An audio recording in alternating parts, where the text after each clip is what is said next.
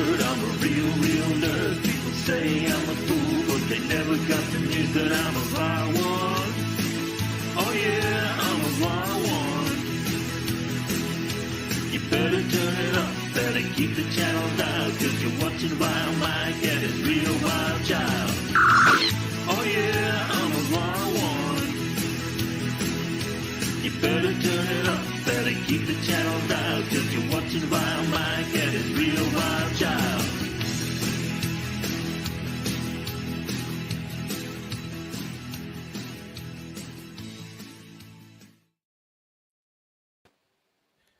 Howdy, folks. It's Vilemike here, and with me so far is Elihu and Bird of Prey 5. So, Bird, say your thing. Hello, world. It's Bird of Prey 5. Cuppa. How you doing, guys? Yeah, I'm here. You're up early. I mean, usually you don't join the stream until later on. Yeah, that's true. Anything going on? No, just still recovering from my wisdom tooth extraction. I think I've got a fever, so I don't know what the hell's going wrong now. It's not one thing, it's another. Don't mind me. Well, if it's any consolation, I had my wisdom teeth pulled when I was about 16. And that is when I learned that Vicodin and Jamaican rum gets me drunk really quickly. I'm going to be honest. There's been no pain. I've been extremely lucky. Mm-hmm. Even the procedure was zero pain. I think I've got an infection, and I'm kind of screwed because I'm already on antibiotics.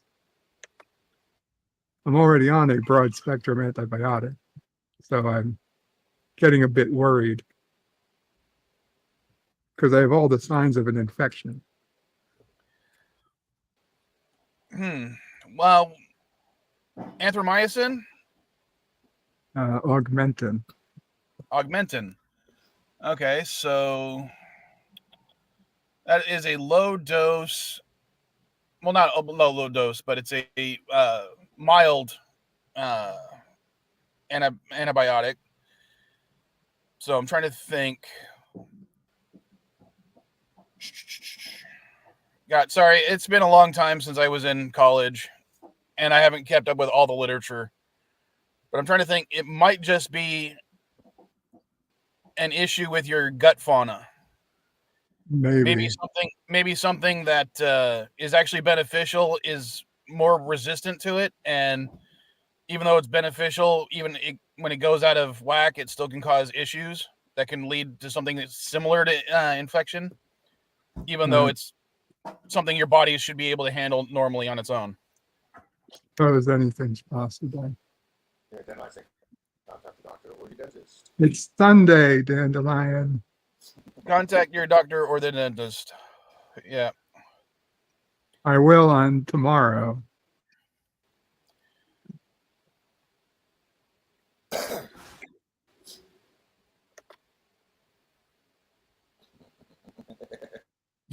Kurogan's art infection. As God Emperor of Kuroga, Bird is also, or therefore also, an infection. Yeah.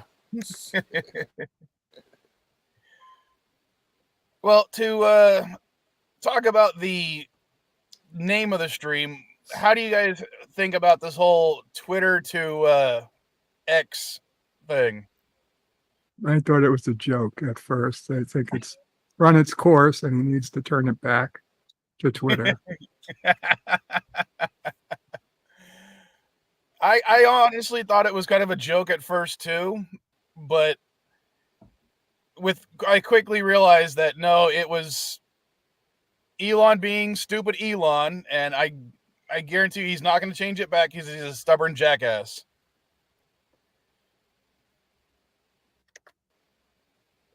Yeah, I thought it was a joke myself. People thought it was a joke here until the police were called. Yeah, your mic is not. I don't know if anyone else is hearing it, but I'm hearing a lot of static when you talk, Elihu. I honestly can't hear him. Let me try to fix something. Yeah, to me, it sounds like your mic is not all the way plugged in, or it's really far away from your mouth. Okay, is that better? It's louder. Is that better? I don't know. You still got it. It still sounds kind of robot-y. I can at least understand what you're saying, but yeah, the quality is really bad.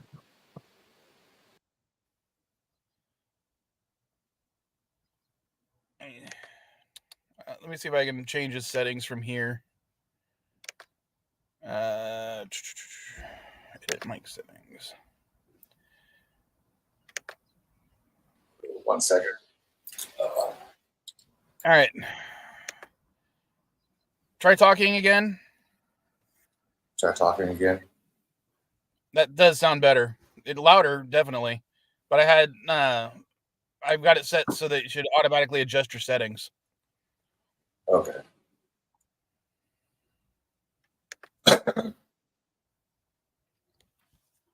So, but yeah, I keep reading certain things about this whole rollout and how grossly stupid it was done.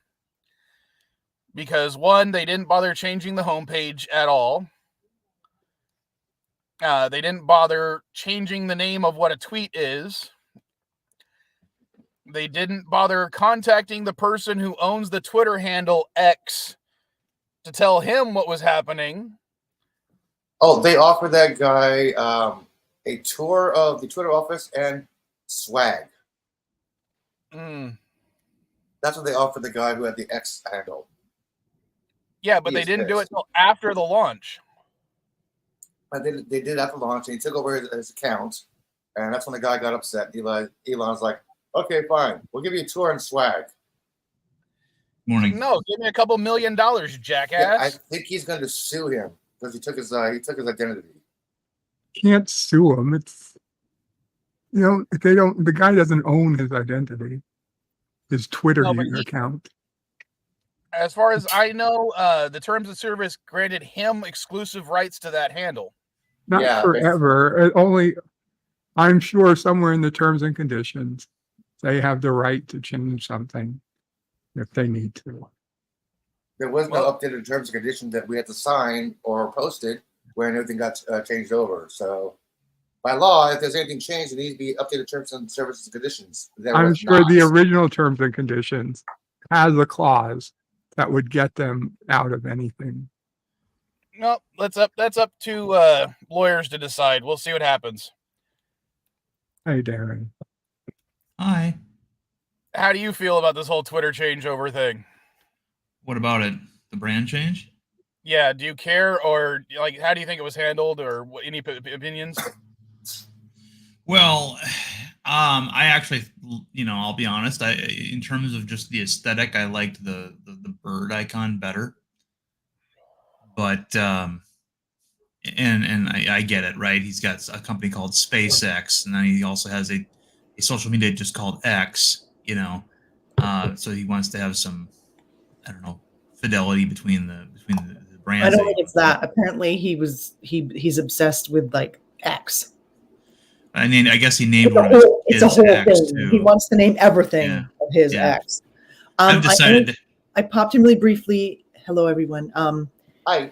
Just to tell a bird, if the actual wound site is bothering you, you can stick a cut open clove of garlic on it, and that actually will But you were saying it isn't really painful. No, there's sweaty. nothing, no problem at the wound site.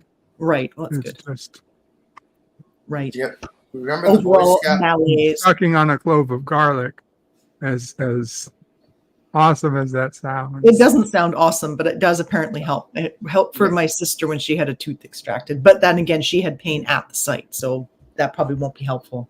Boy Scout first aid kit says clove oil for toothache. Yeah, but it's not a hurting tooth. He thinks he's got like an overall infection, right? Not an infection at the wound site. I don't know where the infection is. Yeah, that sucks. Well, my theory is it has something to do with his gut fauna, but that's only because he's using a very low, basically a low dose broad spectrum antibiotic. Yeah. gut fauna is so fucking fussy. Stupid question, Bird. Do you still have your appendix? I do. Well, then you got one of the few evolutionary advantages to having your appendix is it's supposed to be a repository for your gut fauna. Ooh, I have one too. Yeah. I don't. Getting back to what I was talking about before I was interrupted. Sorry. It's okay. I thought that the X looked like a Roman numeral 10, so I've been calling it 10. Oh, I like Yeah. that. So- Except for I don't think it deserves to 10. Like it's not a 10. Unless well, it's you know, 100. 10 marks the spot, I guess. I don't know. But yeah, I guess Musk named one of his kids with an X. So I mean, it's he likes Right. that thing. I'm Me going to go. is- My friend that I'm Okay. hanging out with today just texted, so I just came in to offer unhelpful advice. All right. I hope you feel better soon, Bird. Bye, everybody. Thank you. Thank you. Thank you, Later. Daniel. But yeah, the it also is vaguely reminiscent, of course, of Malcolm X, and so I'm thinking that's an interesting choice for a South African to make, you know. But I did prefer the bird logo just because it was iconic, and X is something that, I mean, it's been used by so many other brands prior to now, right? Like, you know, the X-Men and stuff like that. So I think he took away a pretty good icon and replaced it with one that's a lot more generic. Sorry. How's that grab you? I kind of agree with you there. I think X as a symbol was overplayed because of the 90s, and I don't think it ever came back to meaning anything important. You know what I mean? Right. It's literally to denote something extreme. Right. Well, But my generation is often referred to as Generation X too, and you know, it's so I've had X iconography all over the place as long as I've been alive. So yeah, there's that. I mean, literally as a parody.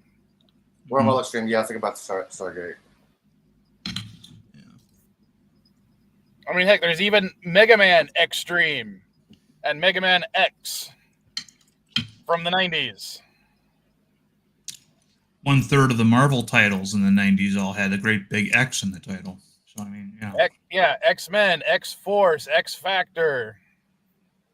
You couldn't even have, when J. Scott Campbell created his comic book series for Image Comics, he was going to call it Gen X.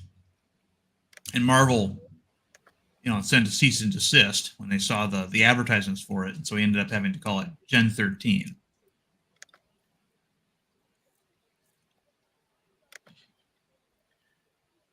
Wasn't that Image, though? I just got done saying it was Image, yes. Oh, I'm Image, sorry. he was publishing it under Image, but Marvel sent him a cease and desist saying, you know, you got to change the name because we X is our thing, basically. And he decided not to fight it and just called it Gen 13. I got confused for a second, but yeah, you're absolutely right on that one. Yeah. And technically, one of the reasons a lot of people don't know the real reason why it was called Gen X, and it was because it was the 10th generation of Americans. And it's actually a Roman numeral 10. But you know, that's here nor there, I guess. Is it really the 10th generation? By somebody's reckoning, yeah. Whether it's accurate or not, I don't know. But that's why it came about. I mean, I know the average generational line is supposed to be 20 years, so 1976 was 200. Right. But I don't know if the demarcations of generational lines, because they're based around technology and society, they actually split evenly every 20 years. Yeah, they don't. It's a rough ballpark spitball kind of thing, and that's where I think it loses some of its accuracy. But that's where the name actually came from. I mean, I was born in '84, but because I'm on that edge between millennial and Generation X, I identify a lot with Generation X in experiences, but on other things I identify as a millennial, which is why we have the whole zillennial with a X demarcation as well. Yeah, that's understandable. My brother was born the same year you were, and he has a similar disassociation with both sides. I don't care about X, Y, Z generation, R generation. Who cares? I grew up thinking it's only an American thing. I grew up thinking I was a member of the Pepsi generation, but it's advertising. Well, it was I literally had a conversation with one of my kids' moms about her our daughter was misbehaving and, had to get her cell phone taken away. In fact, I'm the one who had to take her phone away because of it. But, I was trying to explain to her mom, like, look, she's not acting any worse than we did at that age. It's irrelevant. And it's totally not relevant. I'm trying to do the comparisons between, our age and what we did and what she's doing now is not the same. And I don't know. Because I was one of those kids where, when I was a kid, you come home when the lights turn on or the street lights turn on. Right. And I know that's more of a Gen X thing, but that was still something that we did when I was a kid. Yeah, summertime rock. 9 o'clock, lights start to come on. Okay, time to go home. Wintertime, 6 o'clock. Ah, shit, lights coming on. Whereas, she's right now, because she can't really go anywhere. I mean, she's 13. She doesn't have a car. She doesn't like riding her bike. She's got anxiety, so she doesn't like going out in public. So she's just going somewhere where she can get Wi-Fi to hang out and talking with her friends on her cell phone. And her mom is getting mad, you need to come home. So, and it's like, it's not even dark yet. And it's not like she's doing anything like I did at that age. Because when I was 13, I was sneaking out of the house, going to raves, doing certain drugs that you're not supposed to be doing at that age. And I'm like, at least she's not doing anything like that.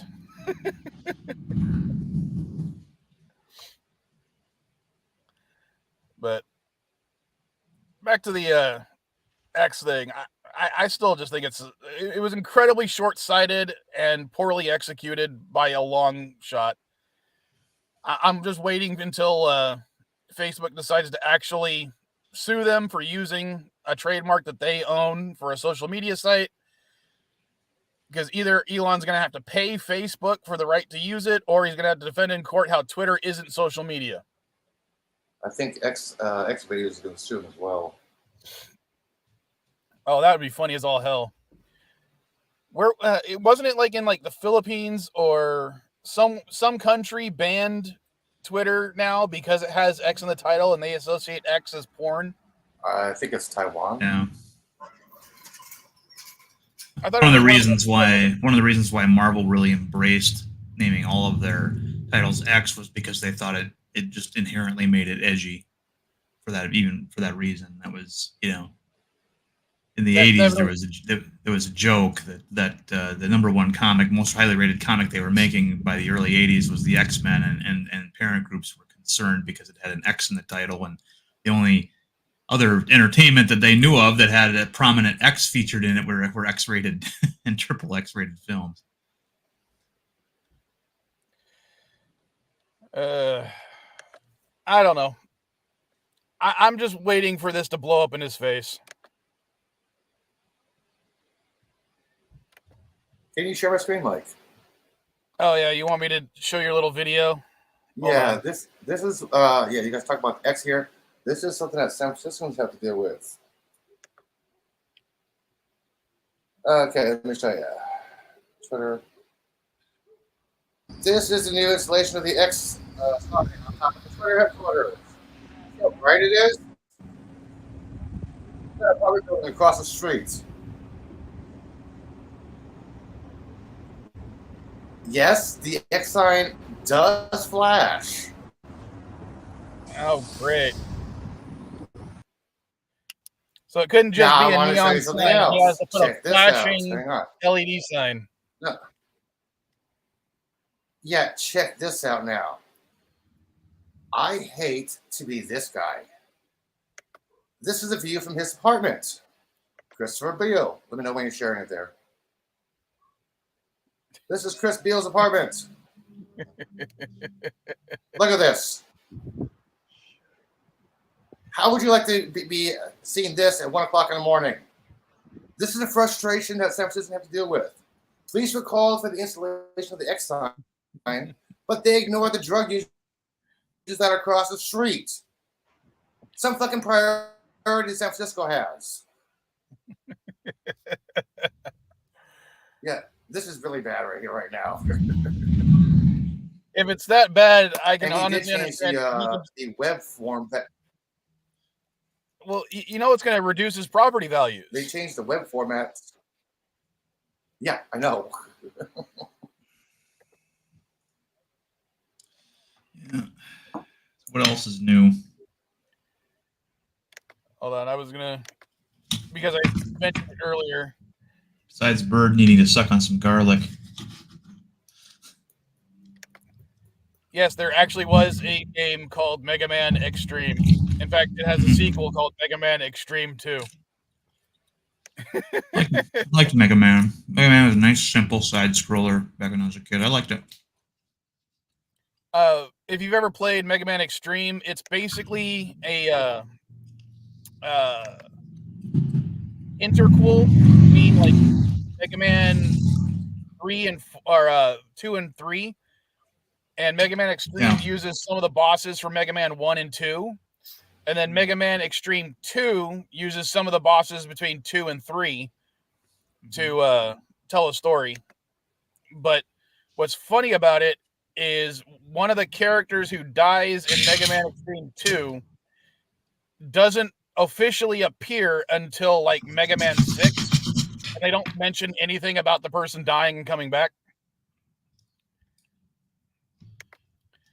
I don't want to give any spoilers for anyone who actually cares to play it, but I was kind of I liked it, except for there was a translation error for the character Vile, who I don't know if you realize that I have a small affinity for.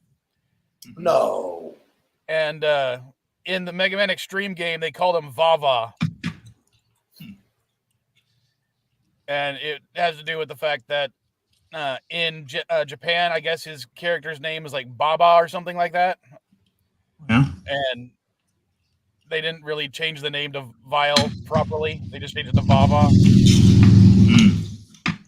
I like Mega Man because it was basically Mario Brothers, but you had a gun Jumpman. instead of an occasional hammer.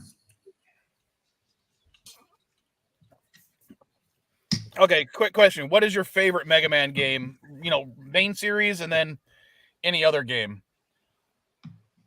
Gosh, I don't know, because I only played one, and it was actually my little brother's on his Sega, whatever he had. And I had Mega Man's 1 through 6 on the NES at one point. let me ask him, see if he responds. One moment.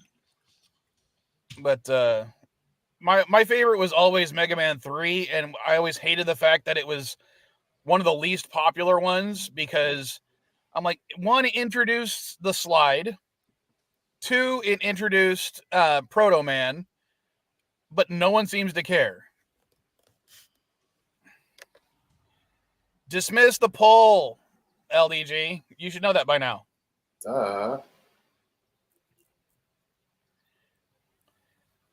Before, vote on the poll and then dismiss it. And I think I know which one he voted for because he's we have one person who voted done perfectly, awesome job. So I think that has to be LDG. What's up, Florida? Are you the one who voted he did a done perfectly awesome job? No. It's horrible. He didn't get rid of all the. I still have a Twitter icon on my desktop.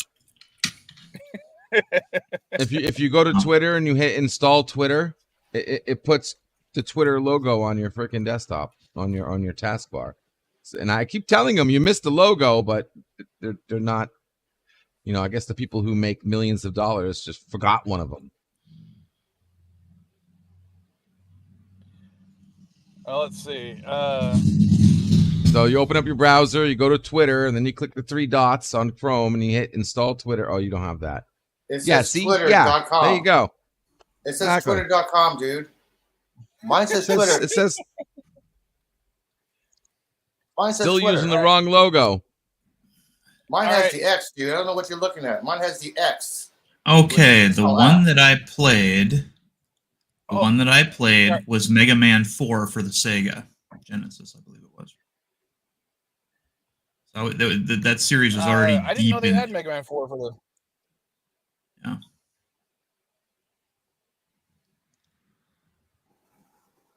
Hold on, I'm checking to see if Mega Man 4 was on. The Sequel Wars. Is that what you're talking about? I just asked my brother. He said the one I had was Mega Man 4, and he said Sega. I'm looking at the Wikipedia article for the game, and it doesn't mention Sega. It just says the publisher was Nintendo, Capcom. But I'm looking to see if maybe it was released. I know there was a Mega Man game on the Sega Genesis, but I can't remember which one it was. I think he's probably mistaken. I think it was probably the Nintendo. Okay, Wily Wars was on the Sega Genesis. Gotcha. And it was a compilation of, Wikipedia. First 3 Mega Man games. Yeah. So. Yeah, it's he was mistaken because that was a Nintendo game. I remember now because I'm looking at the picture of the cartridge. So yeah, but that was I think Mega Man 2 was one of the first games I bought at Funko Land back when it was a thing, and I was pissed because the only ones I had at the time were Mega Man 1, Mega Man 2, and Mega Man 6. And Mega Man 1, 3, and 6. And I wanted Mega Man 2 because that was the one I played with my cousin all the time. Yeah. And it was the most expensive one. Yeah. He's saying that was also considered a very difficult game back then. Wily Wars? No, 4. In all honesty, I think 1 was the hardest. Well, he didn't say it was the hardest. He just said it was a very hard game. Oh. No, at one point I was playing Mega Man 3 so much that I could beat the entire game without transforming into a single character until the final boss, because you had to turn into the top character to take out the one of the things. Yeah, so. I think the boards might have been harder, but the bosses are definitely easier in 1. I mean, as long as you had the right counter weapon, like you literally just owned the boss. At least in Mega Man 2 and 3, you still kind of had a difficulty, even if you had the right weapon. Well, Mega Man 2 was really easy if you beat Leaf Man first, because that shield was so overpowered. Oh, yeah. Oh, yeah. That shield took out everything. I got you, Lojo. Coughing into your mic. That was pretty damn good. Yeah, take it and like it. Bird, did you ever play the Mega Man games? No. No. One of the ones I do have in my collection, I actually have the Mega Man 1 for the Commodore 64, and it came with 2 versions of the game, one on 5.5-inch floppy, one on 3.5-inch diskette. Did you ever screw with the cheat code on or the glitch or whatever you call it on Mega Man 3, where if you held, like, I think it was like right and select or something, you could jump super high, and if you ever fell in a pit, you wouldn't die. You could just jump right out of the pit. I'm sure I did at some point, but at some level, once you learn where everything is, you don't have that issue. No, it was fun though. Mega Man was a nice, simple game. It had real. It had a purity to it that I I liked. played Bomberman. It's a better Yes, game. I was gonna say that. God damn it! I literally was gonna say that when you said no. I'm like, let me guess, you're a freaking Bomberman fan. Oh my lord! Well, we know that I knew it. Bird has all the cheat codes because he's cheating. I should have said it. And I said, nah, I'm most likely wrong.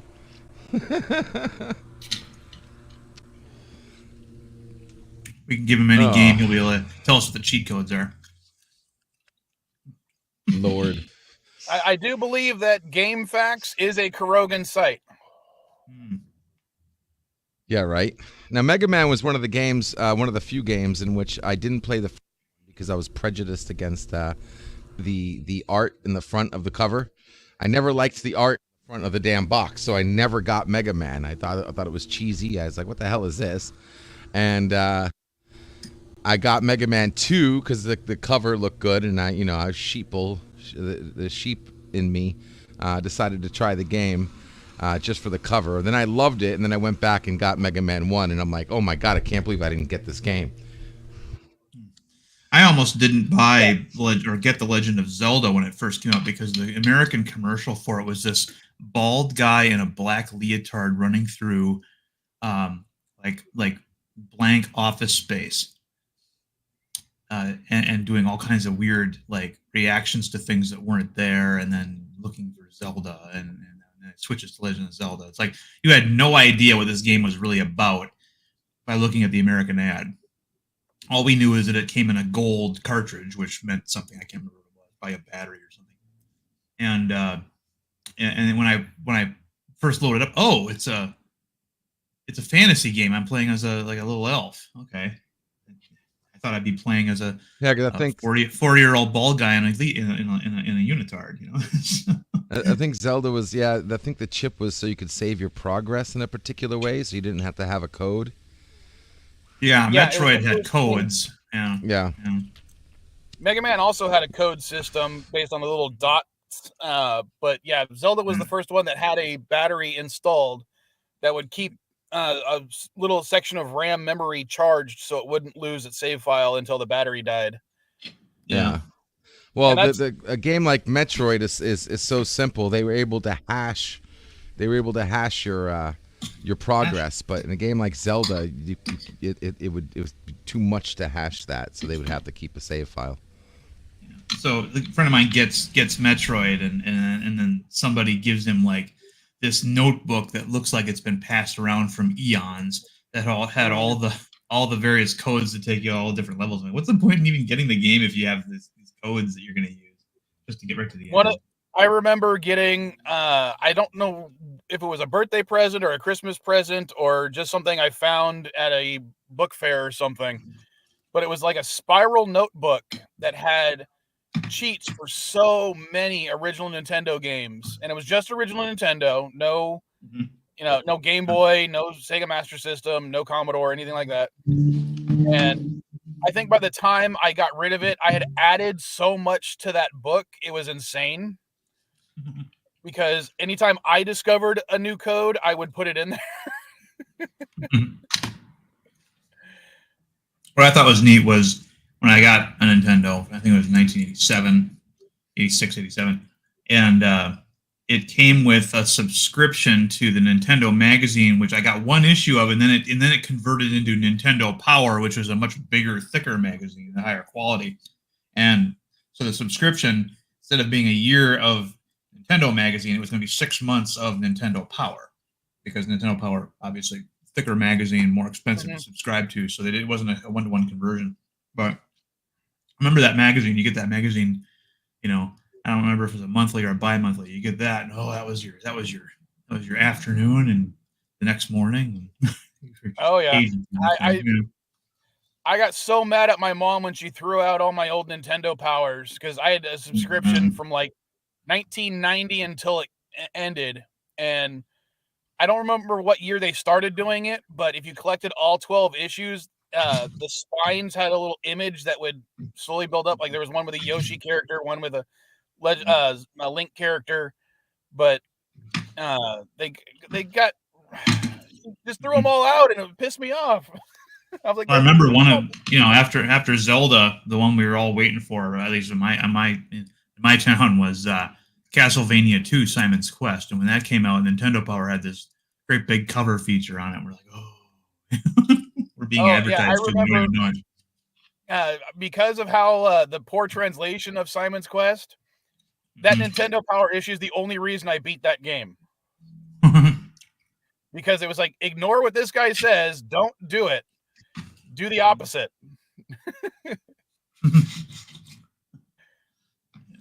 And yeah, Revan, I still replace, whenever I come across an old copy of Pokemon Red, Blue, Yellow, Crystal, Gold, or Silver, I replace the batteries. In fact, I even have to replace the batteries in Ruby and Sapphire too. It wasn't until Leaf Green and Fire Red that they started putting a solid state memory in there that didn't need to be charged to hold on to it. So I like Simon's Quest because you had a whip that could destroy walls. That's some whip, I thought it was only the Fire Whip that could destroy the walls, though. And, it's still a whip. And the bats. And the bats. Oh yeah, I mean any bat hit with a whip is gonna die. Yeah. But I mean, it's just the idea that you're destroying brick with this piece of leather and a handle. Oh, I thought you'd find it more funny throwing the holy water to get rid of floor tiles. Because there's a bunch of areas in that game. If you throw the holy water and it hits the ground, it'll destroy the tiles, and you can find secret areas. Well, that's fine too, but I mean, you didn't use that very often as much as you use the whip. I remember that. Of course. Does anyone remember Shark? Are you saying the Game Shark? Because yes, I use the Game Shark as well for a lot of things back in the day. I mean, I used to use the Game Shark to hack Legend of Zelda Ocarina of Time because, it would look. There used to be a thing on Interact's website where it would teach you how to use the hexadecimal code to change certain values and kind of hack the games. And one of the things I thought was always funny is I'd give Link changes. Instead of the green tunic, it would be a black tunic. So he was basically the Grim Reaper in my mind. And as stupid as that was, it's what I enjoyed doing. I hated those game hacks. It's like, okay, you get a chance to cheat, but your friends okay with you cheating on video games, but not board games. But what's the point of cheating in period? Just play the game, man. Well, okay. I think changing the color of Link's tunic is not really like cheating. It is if it's a copyright color. Okay, we're not going into that LDG because it's just changing. You mean a trademark color? Yeah. Exactly. Yeah. Copyright is for song lyrics and it doesn't matter. You figured out what I meant. Thank you. Thank you. Thank you. Thank you. Thank you. You'd be much more effective if you actually use the correct word. LDG. Because trademark and copyright are two different things. One you have to file with the government. The other one's granted upon creation. Yes, Jack. Thank you for explaining why I did that on purpose for you to figure it out. No problem. You didn't do it on purpose. You fucked up. I don't think you know the difference between trademark and copyright. Before the explanation. Anyway, Bird, how's that garlic taste? Peachy. Peachy. Peachy garlic. Wow. Man, I got this box of Famous Dave's jalapeno cornbread mix that I want to make it a cornbread so bad, but I'm kind of diet restricted right now and can't have carbs. So it's like cornbread is pretty much nothing but carbs for the most part. All right. Is that doctor enforced or is that just something you're choosing to do? It's something I'm choosing to do. Okay. Yes. Praying for help on and all kinds of other things. So, yeah. So it's just I think today I'm gonna go over to my folks' house and give it to my mom, so it's not sitting in my cupboard. Anyway. Well, to change the subject entirely, something else I was going to talk about because Caddy and I on Friday we sat down to watch the Strange New Worlds episode, Those Old Scientists, because, you know, Caddy is a fan of Lower Decks. She has not seen a single episode of Strange New Worlds except for this one. And I wanted her opinion on it. And I staved off watching it myself until I sat down to watch it with her so we could watch it for the first time together. That took some will. And I don't know about you guys, but that was probably my favorite episode of Strange New Worlds so far. I think that was the one that I had the most fun in, just mostly because I'm a huge fan of Jack Ryan. Or no, Jack Quaid. Yeah, his wife, his mother is Meg Ryan. Yeah, Jack Ryan is like Tom Clancy character. Never mind. Jack Quaid. I'm a huge fan of him, and I was actually quite impressed with the actress who is the voice actress for Mariner. I thought she was, I thought maybe she would be one of these gals who, okay, that's obviously a voice actress because she's not very photogenic, but no, she's quite photogenic, and I actually wouldn't mind seeing her in more live action stuff, just not necessarily as that character. She was in the Netflix show Space Force. Yeah. For 2 seasons, I think it ran. With Hugh Lowry. Steve Carell. Sorry. I'd like to see her in something else that I would be interested in watching. Then let's just put it that way. Darren, no porn. Come on. But what was funny was how these two guys from the future who are so fidgety and talking so fast actually made the Pike's crew look professional, just by comparison. Because I've had a problem with the professionality of Pike's crew for the last 2 seasons. It hasn't deterred me from somewhat enjoying the show, but I mean, compared to Boimler and Mariner, those guys were consummate professionals. All right. Okay, I'm sorry. Go ahead. Oh no. If I can actually talk. Did she like the episode? I mean, she loved the episode. Yeah. The funniest part was at the halfway mark when Boimler's about to go back to the future. Yeah. And she literally she pauses the video to look at the timestamp because she's like, okay, he's about to go back. The episode's already over. And then she pauses it and goes, there's half the episode left. Something's going to go wrong. Yeah, you're meant to think because we're used to Lower Decks episodes, I think, being 22-minute adventures. Exactly. I think that was the point. And when Mariner flew out, she like flipped her lid because she thought that was funny as all hell. Because she, as we've said, Mariner is the avatar of the Vile Child, or at least the eldest Vile Child. Gotcha. I like how her was like, regulations? Like, yeah, of course. There's a whole bunch of let you screw off.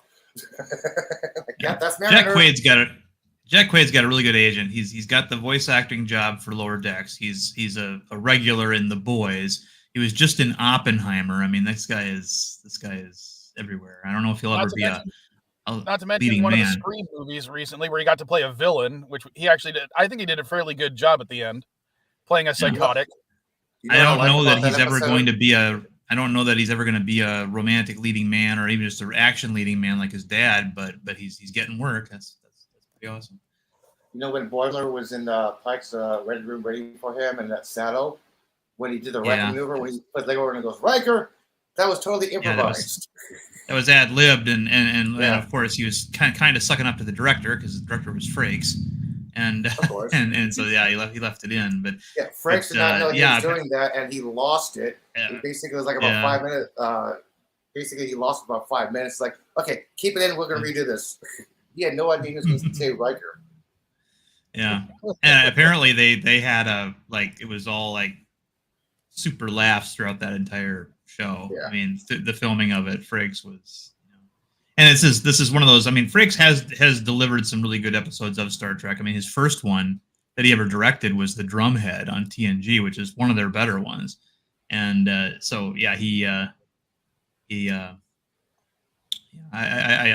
look forward to it when I see his credit as a director of an episode, even something from Secret Hideout, because he's pretty good. He does do a good job even on the bad shows. I'll give him that. I wasn't crazy about his Orville episodes, but his.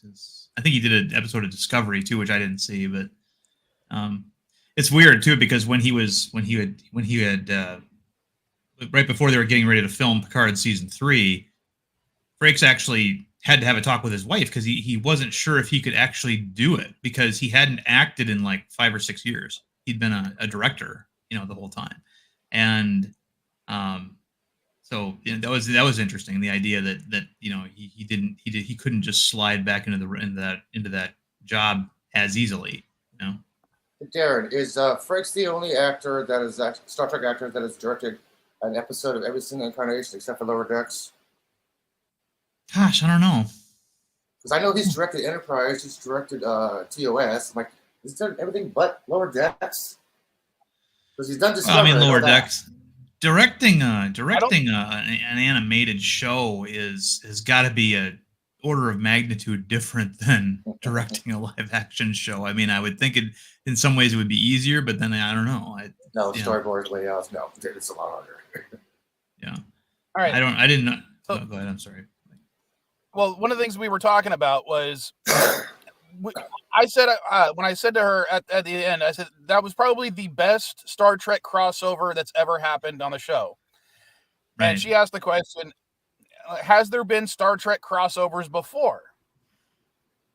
And I got to thinking, I'm like, not what? Like that. Not like that per se, but I'm just saying, what episodes would you consider crossovers? Yesterday's Enterprise? Cameos wouldn't count. Not Yesterday's Enterprise, because that's sorry, not another show. Sorry. The one I was going to say, that would probably be the biggest one, was Trials and Tribulations. But in terms of like other examples, they had the one episode of TNG where it took place while the ship was docked at Deep Space Nine. So that even though the only crewman on Deep Space Nine we actually saw though was Bashir. He snuck on board the Enterprise because the Enterprise's medical computer could do a job that he needed to have done in like 2 seconds, whereas the one on the station would have required like 8 hours. And so he wanted to save some time and just got him snuck on board the Enterprise, which is weird. But we this just refreshed my memory. How did he sneak on the board? Didn't he just, by sneak you mean just walk in? Well, I don't know. They didn't tell us how he snuck on board. He just all of a sudden was there, and everybody was surprised he was there in the sickbay. Data finds him, and they have a bunch of conversation about various things. And I can't remember if this is the one where Data was like experimenting with dreaming, or I know that Worf was his story was that it was the one where he found the colony, the penal colony that had the Klingon prisoners and the Romulan, and they all had intermarried or whatever. But yeah, the B story was Data, and he had some pointers from Bashir. Yeah. Well, it's So I would consider a cameo not the same thing as a crossover. Right, but I mean, but the problem with that is though that with the Enterprise docked at Deep Space Nine, I mean, you have the Deep Space Nine characters walking through the promenade, and you can see all the background characters and things. It was, to this day that remains the only, aside from the footage that was remastered in high definition for their documentary, that's the only high definition footage of Deep Space Nine's interior or exterior model, because that episode was remastered along with the rest of TNG. So it is a crossover. It's just but it's a light crossover. I mean, I agree with Bird. Trials and Tribulations is the closest thing we've had to what we had here with those old scientists. Well, because for instance, Encounter at Farpoint, I would not consider a crossover just because it had McCoy in it, but I would consider Relics a crossover because it had Scotty in there. They showed the original Enterprise. He's a main character, that kind of stuff. That's a good example too. Yeah. Plus, the Janolan was a TMP era vehicle, and yes, they showed us the interior. It was all busted up, but they showed us the interior. So yeah, I would say that's probably a crossover too. So then you would call the Voyager episode a crossover when they went to Sulu's ship? No, because they didn't actually go anywhere. I knew I'd get a guess from it. I would consider it a crossover, in my personal opinion. But that's I would not, because Tim Russ was not a Vulcan. And they made him a Vulcan. That all happened. And you would call it It was a flashback. It doesn't matter, wasn't a right? I mean, crossover. it's you were still there, Those just two- like you could call it you could call the last episode of Enterprise a crossover. Well, that was one of the things I would kind of consider, as bad as it is, These Are the Voyages as a crossover. Would you guys? No, because that's a holodeck thing. Nobody actually crossed over. Nobody ever did anything. It was all on the Enterprise, the Enterprise D. So just like with Flashback, I don't consider that a crossover because it all happened inside Tuvok's head and then eventually Janeway's head. I mean, Sulu didn't actually encounter Janeway in that episode. You realize that, right? It was all. Yeah. Okay, so that means, what would you call the episode where they talked to the Romulan back in Kirk's days or whatever it was 100 years ago? No, that one wouldn't count because Dr. Telek Ramora was not part of TOS or TNG at the time. Oh, he wasn't? It's not No. a crossover of TV shows. You understand what we mean when we say a crossover, right? I'm just trying to make sense of your spaghetti meaning. You understand what copyright means, right? Yeah. You understand what Your foot, your stinky, clearly smelly don't. You foot. understand what my foot Yeah. is? Exactly. There we go. I will break your foot off in my ass. Mm-hmm. That's, again, not the best way of saying that. Like, for instance, I would consider, even though it's a movie, not an episode, Star Trek Generations to be a crossover. Yeah, They okay. didn't There you go. interact. No, There's they one. did not interact. There's no interaction. It's not a crossover. Well, No it- interaction. Kirk- What do you mean they don't interact? Kirk There was did no it. interaction. It Yeah. was just one scene of the Enterprise B. Then all of a sudden you got Enterprise D with a cameo with Kirk. There was no Yeah. interaction with the old and new. That That's was not a crossover. cameo. That was not a cameo. Okay. He had a major Okay, part well- in it. Well, sorry. I would consider it, but I do think that those old scientists one.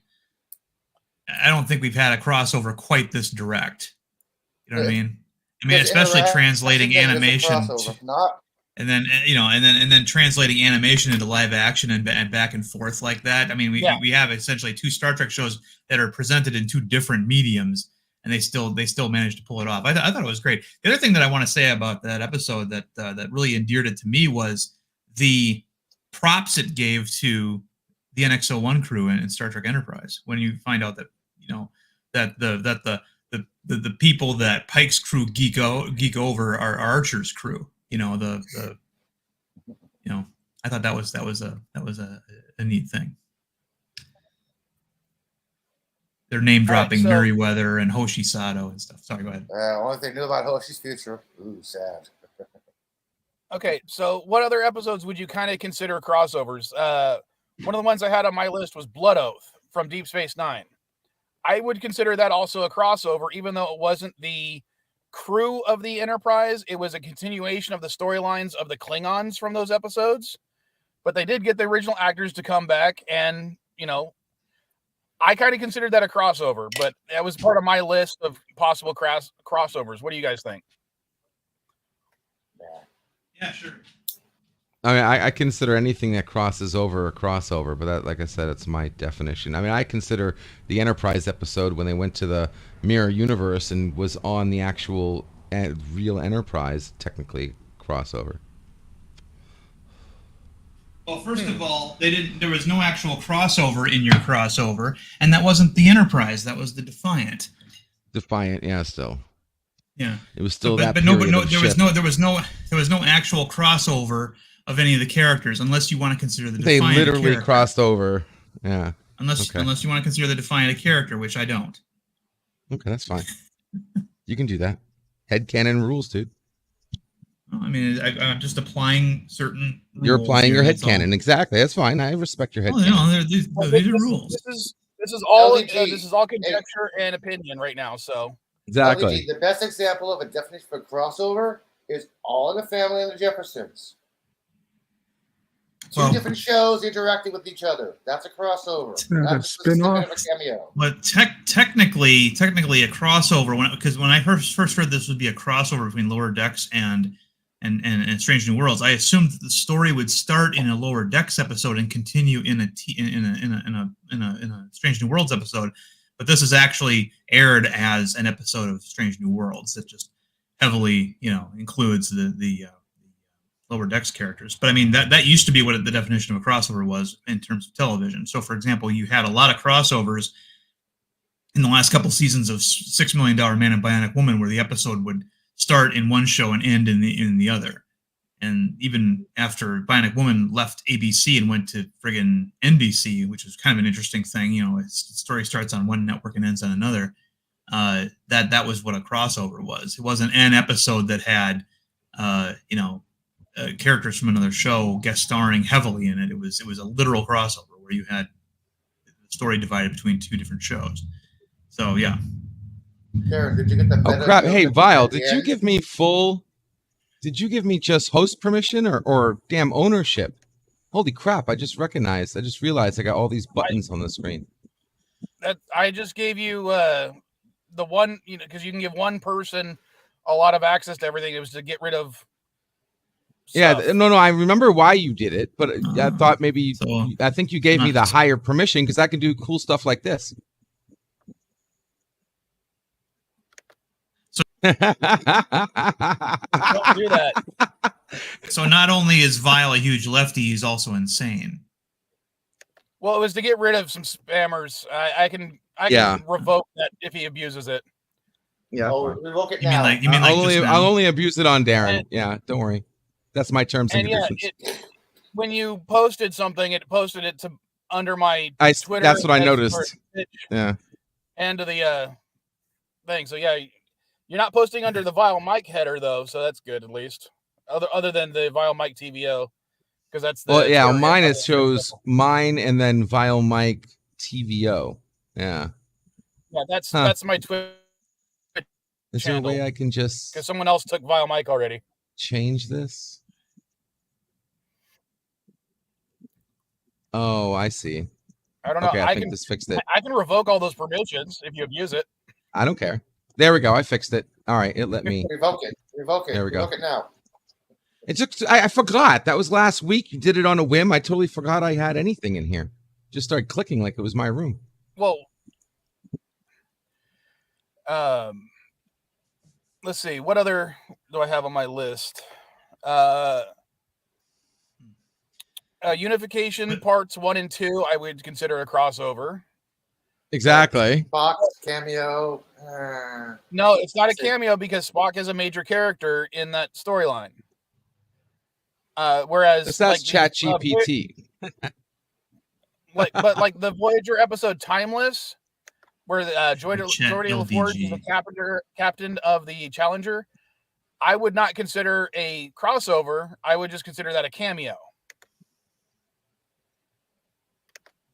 But under that umbrella, anytime that Reginald Barclay appears in Voyager, would you guys consider that a crossover or a cameo? Because technically, Barclay is in more episodes of Voyager than he is in TNG.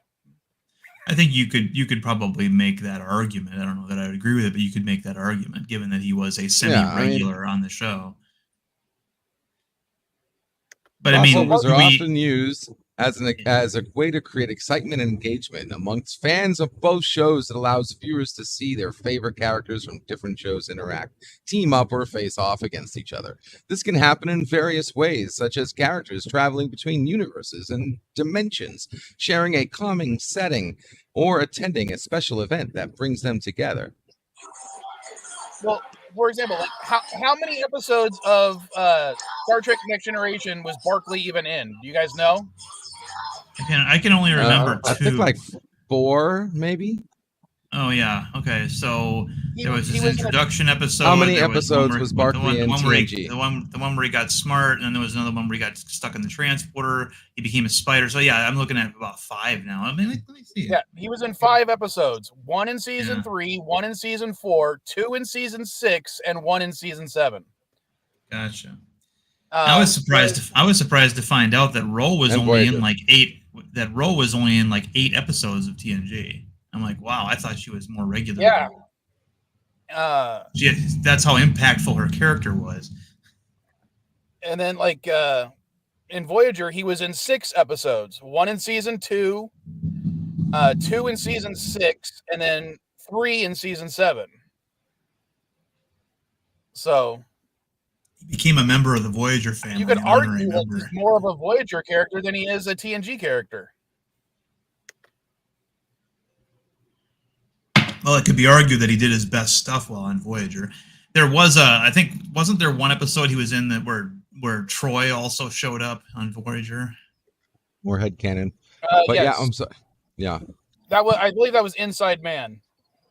Okay, I wouldn't remember. See, again, I didn't watch Voyager like I watched the other shows, so that's why I don't play DeMarco's True Trek Jeff fan. Nerdy anymore. I don't play DeMarco's Jeff Nerdy anymore just because he's got too many TAS and Voyager episode questions in there. Well, what else do I have on my list? Yeah, Encounter on a Farpoint didn't count. Emissary didn't count. Timeless didn't count. Unification 1 and 2, would you consider that? Yeah, I said that one did count, but that was my opinion. Okay. Yeah. Just throwing that out there. What was Voyager's first episode called again? Was it Caretaker? Yeah. That was another one I was thinking didn't count because it's just basically a cameo. Yeah. And not just a cameo. Scene. I think the first episodes are always passing of the torches, TNG, Deep Space Nine, and Voyager, because they all have the same thing where it's like one character shows up. I would say Emissary is more of a crossover than Caretaker, though, because Picard's scenes with Cisco were more impactful than Quark's scenes with Ensign Kim and Tom Paris. He only had one scene. They were in Quark's bar. Quark tried to swindle him. Tom saved him, saved Kim from spending money, and then that's it. We never see Quark again. Whereas in Emissary, we not only have O'Brien's transition as well, which is one of the better parts in Star Trek, I thought. And, we're talking about Star Trek, Yvette. We're not talking about Supernatural. Yes, but if we're talking about crossovers in general, yes, that would definitely count as a top crossover. Well, watch her tell me to fuck off now. Right now, crossover. Yeah, Scooby Natural. That was a good crossover. And I'm going out of my way to not include any of the comic book crossovers. I'm talking about just the live action television or animated television. Johnny Bravo. Right. Crossover with Scooby-Doo was funny. Well, hell, would you consider the episode of Webster where he ended up on the bridge of the Enterprise and was given a tour by Worf a crossover? No, because I think I only saw that on like an episode of Reading Rainbow or was it Sesame Street or one of those shows on PBS? That's the only time I saw it. Reading Well, Rainbow. okay, but we're talking about an actual. No, we're not talking about LeVar Burton. We're talking about an actual episode of Webster where he beams on board the Enterprise and Worf, of all people, gives him a tour. And what was interesting about that episode was they got all the black stuntmen put on the bridge, so like the bridge was almost totally black people and Worf, who is played by a black person. So it was an interesting, thing that they did. But I'd consider that to be a crossover episode. I will put it on the list as a because I got my list of cameos, not crossovers, maybe, and definite crossovers. Because I might do a video on this in the future. But it was because I never watched Webster. But if you could tell me if you could actually tell me the episode title, and I'll go back and watch it, because as I said, the only time I saw that was a clip of it on a KPBS here in San Diego, and that's a PBS station. And it was just that segment of him on the bridge of the Enterprise. So, and I thought it was part of Reading Rainbow, or it was part of Sesame Street, one of those shows that they just showed that clip of it on. It was not the whole episode of Webster.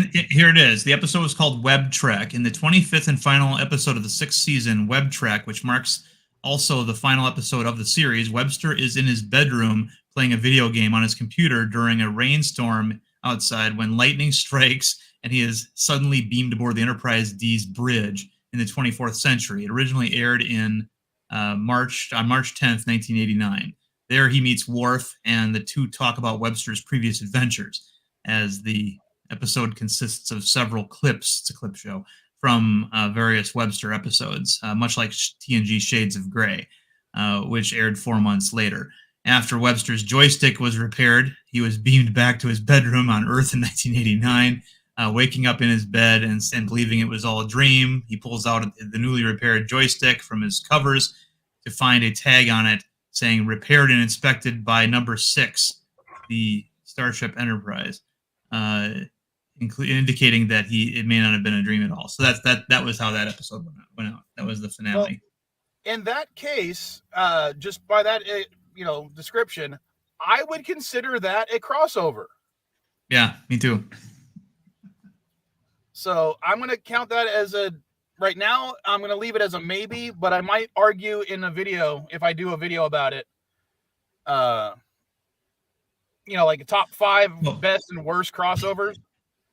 Well, it's funny is the actors of TNG, they talk about how, like, in the next building over, they filmed Cheers, right? And Cheers, of course, was this huge success, and it was already into its, deep into its seasons, and during their first season, and the Enterprise crew would sometimes go in there just because they had a better catering truck.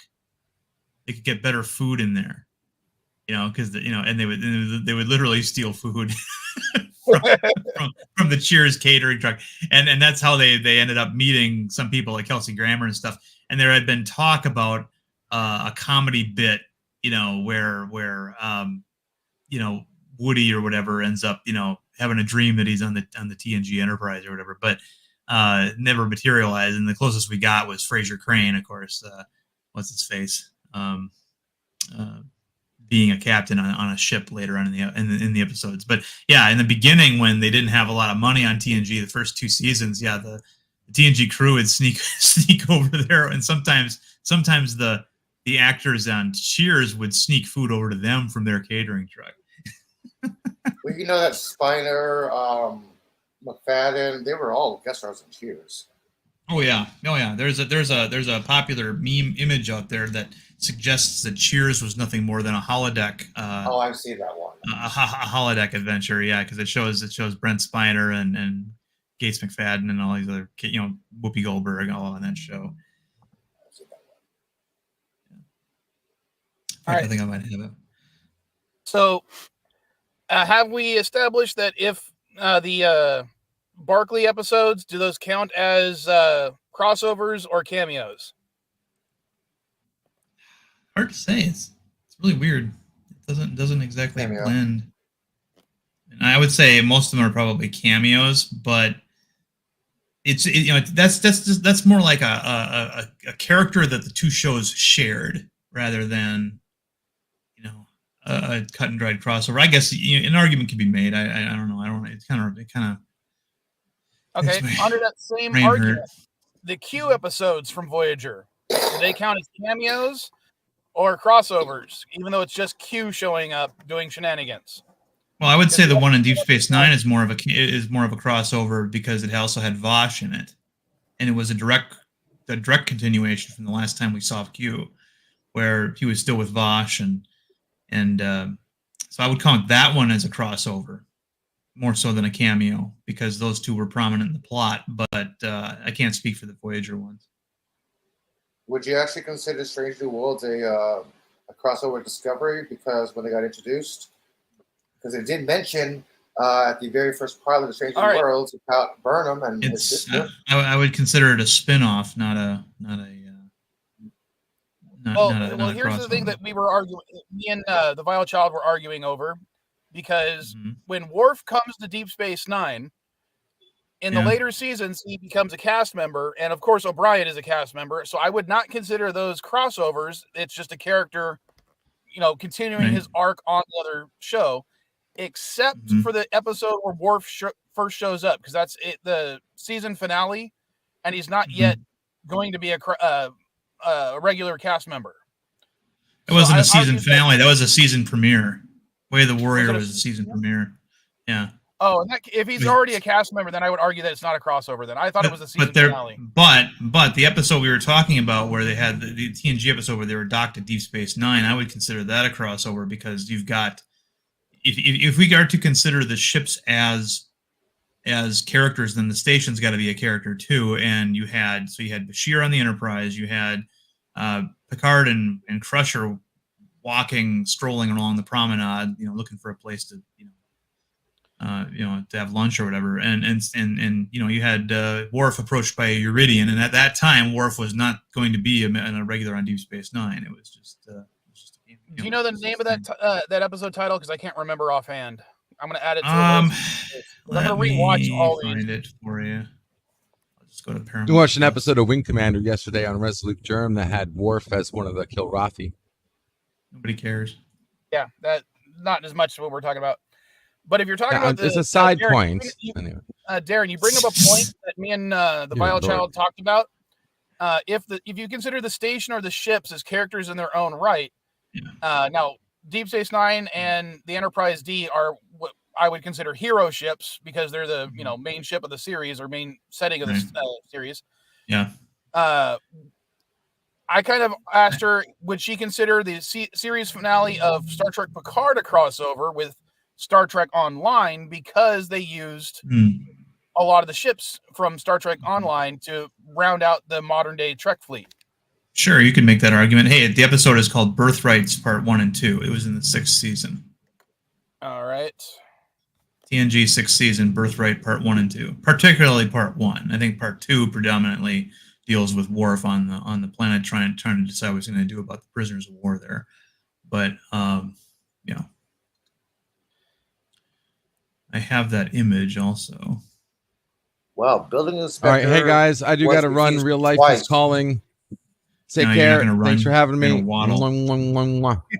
good, guys. I'm just reading that the building inspector was refused twice to check out the X sign on top of the building. They're refusing the building inspector now. Here's the image I was talking to you about. I've seen it before. Actually, a holodeck program, and you have Kate Mulgrew in there, which I didn't realize. Yeah. So, yeah. Anyway, just so people they're curious. Thanks for that. But let's see, what other episodes would count? I mean, the last episode of Discovery Season 2, I don't know if it would count as a crossover yet, because it has an version of the TOS Enterprise, and it has Pike, but Strange New Worlds wasn't a thing yet. Right. So can we say it's a crossover in retrospect, or not because at the time it wasn't a crossover? Again, Strange New Worlds is a spin-off. And in order to spin something off, you usually have to introduce it in the previous show. So I don't consider spin-offs to be the same as crossovers. I mean, Strange New Worlds and Lower Decks have nothing to do with each other, other than they're two different Star Trek shows, and that's it. So there would be no reason. There would be no reason why they would just bump into each other unless it was a special event. So remember, Strange New Worlds was a spinoff, but wasn't Captain Pike the captain of Discovery for like an entire season? He was, temporarily put in command, yeah. So, but we always knew he would go back to the Enterprise because that's where he's supposed to be. As a regular character, I would say it doesn't necessarily count as a crossover under the Worf / Barclay arguments that we were making earlier, or sorry, the Worf / O'Brien. But if the ship counts, again, that's more of a cameo, wouldn't it be, at the end of that one episode? I don't know. See, cameos to me are just, one scene, like Christian Slater's cameo in Star Trek VI, right? To me, that's a cameo. That's like he's just playing an incidental character that, look, here I am, bye, and that's it. Whereas, well, there's definitely there's two different types of cameos that we would argue for. There's character cameos and there's actor cameos. Like that's true. Right, you're right. when a certain actor plays a single character for an episode. Yeah. So yeah, Quark's that appearance actor in cameo. Caretaker to me is a character cameo because it's one Yeah. scene. He's got maybe a handful of lines, and then he's never seen or heard from again on that show. So yeah, it's. So, anything else that we can think of that would actually count as a possibility? What was the other? I know Blood Oath was one of the episodes that had core in it. What was the other Deep Space Nine episode that had core in it? Oh, he was in a couple of them. He was in Rightful Error. He was in no, not Rightful Error. Sorry, Sword of Kahless. That was one that he was in. He was also in Once More Onto the Breach, which was his farewell episode, where Core died. And I think that might have been it. 3 episodes total. Just those 3. Yeah. And you reminded me about the Sword of Kahless. I forgot all about that one. Yeah. I'll put those 2 under maybes. Yeah. I can't think.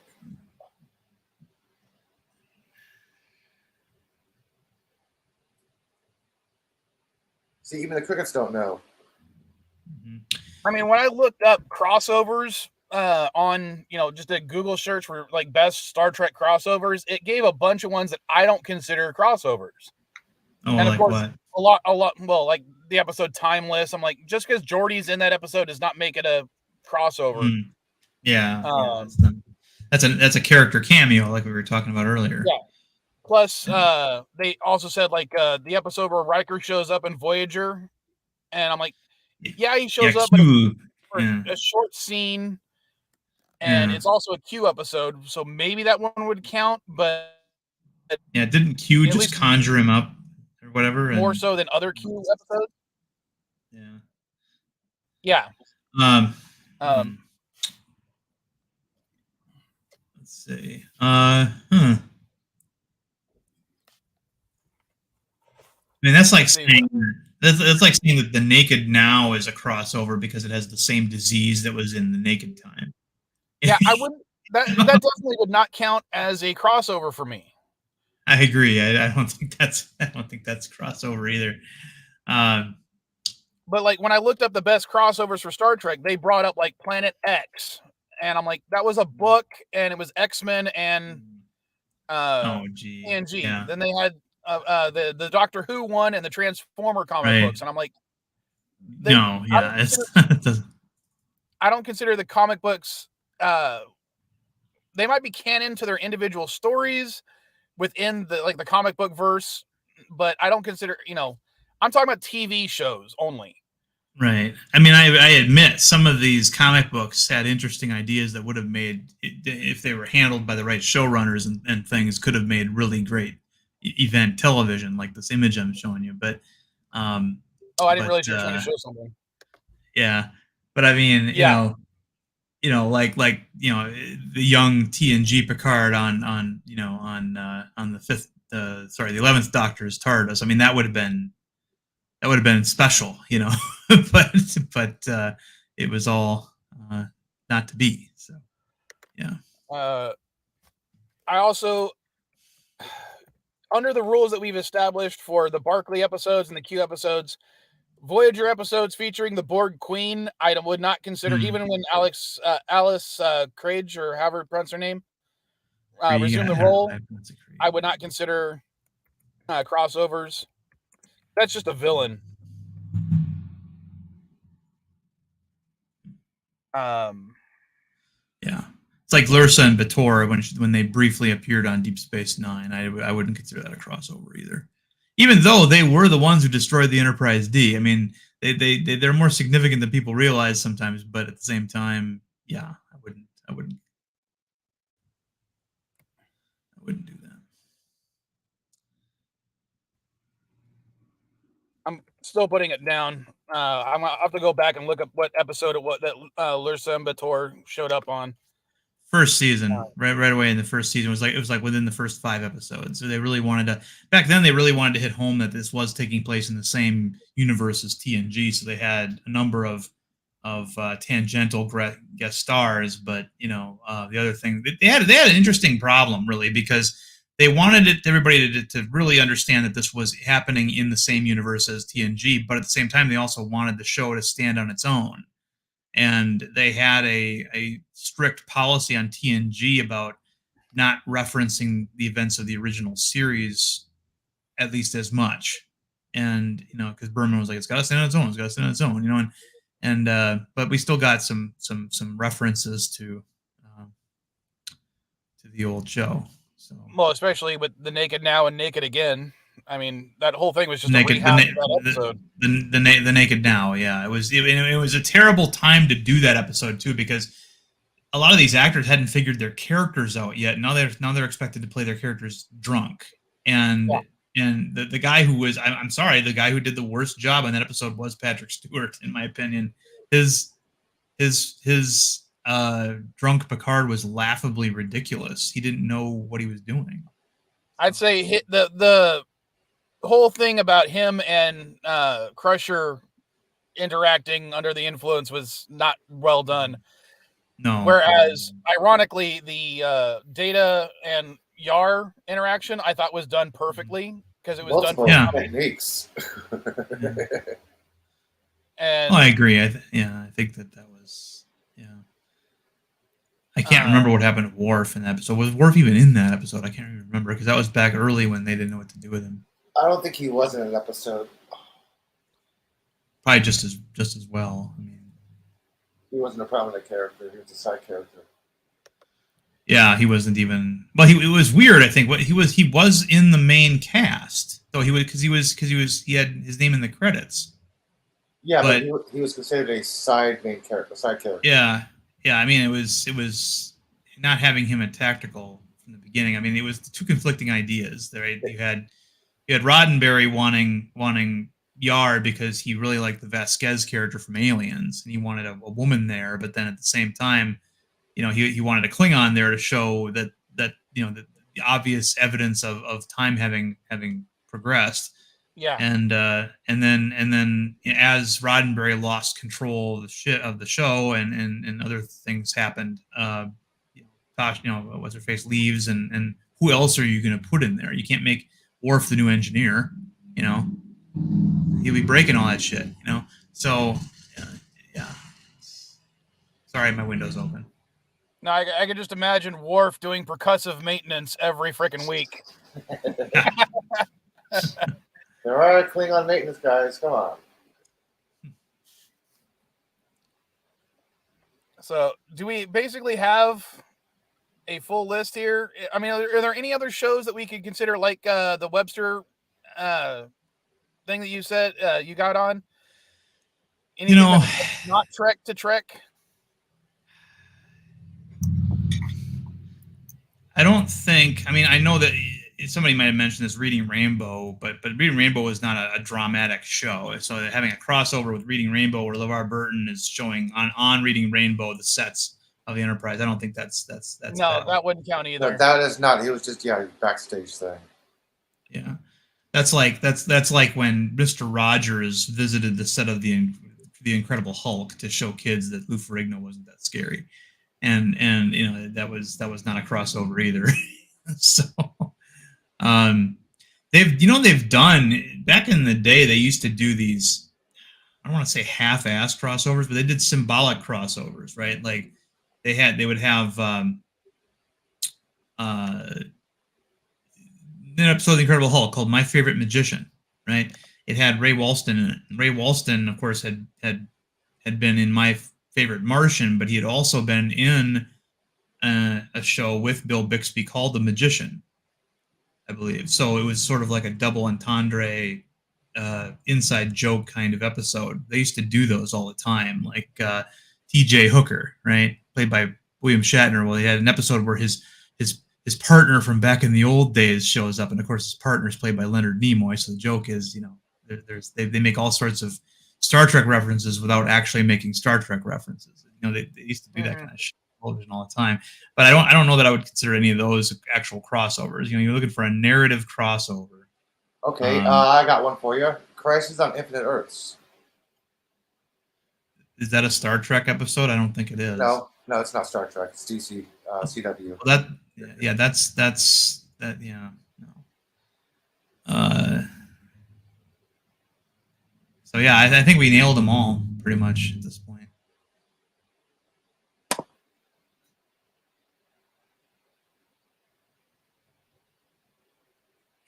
I don't think there is anymore. Why am I getting hungry this early?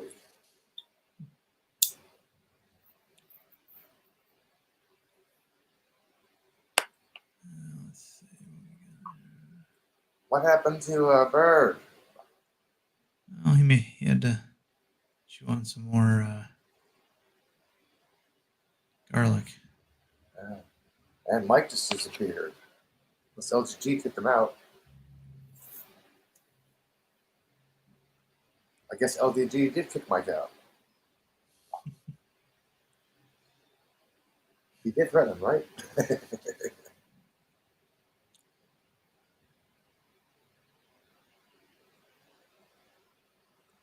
You know that old science episodes? Did you get the meta joke at the end? What now? Those old scientists. The very end of it. Did you get the meta joke that Ortega said? About her big eyes? Yeah, and everything looks two-dimensional. Like, are we always like this? Yeah, it was a meta joke about strange lower decks being all two-dimensional. Right. Fast there's their little meta joke inside the joke. Yeah, I know you couldn't help but get that. That was not something that took a lot of powers of observation. But Some people.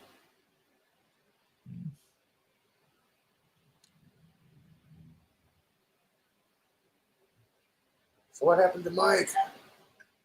well, he might have had to take a leak or something. He just put away or AFK.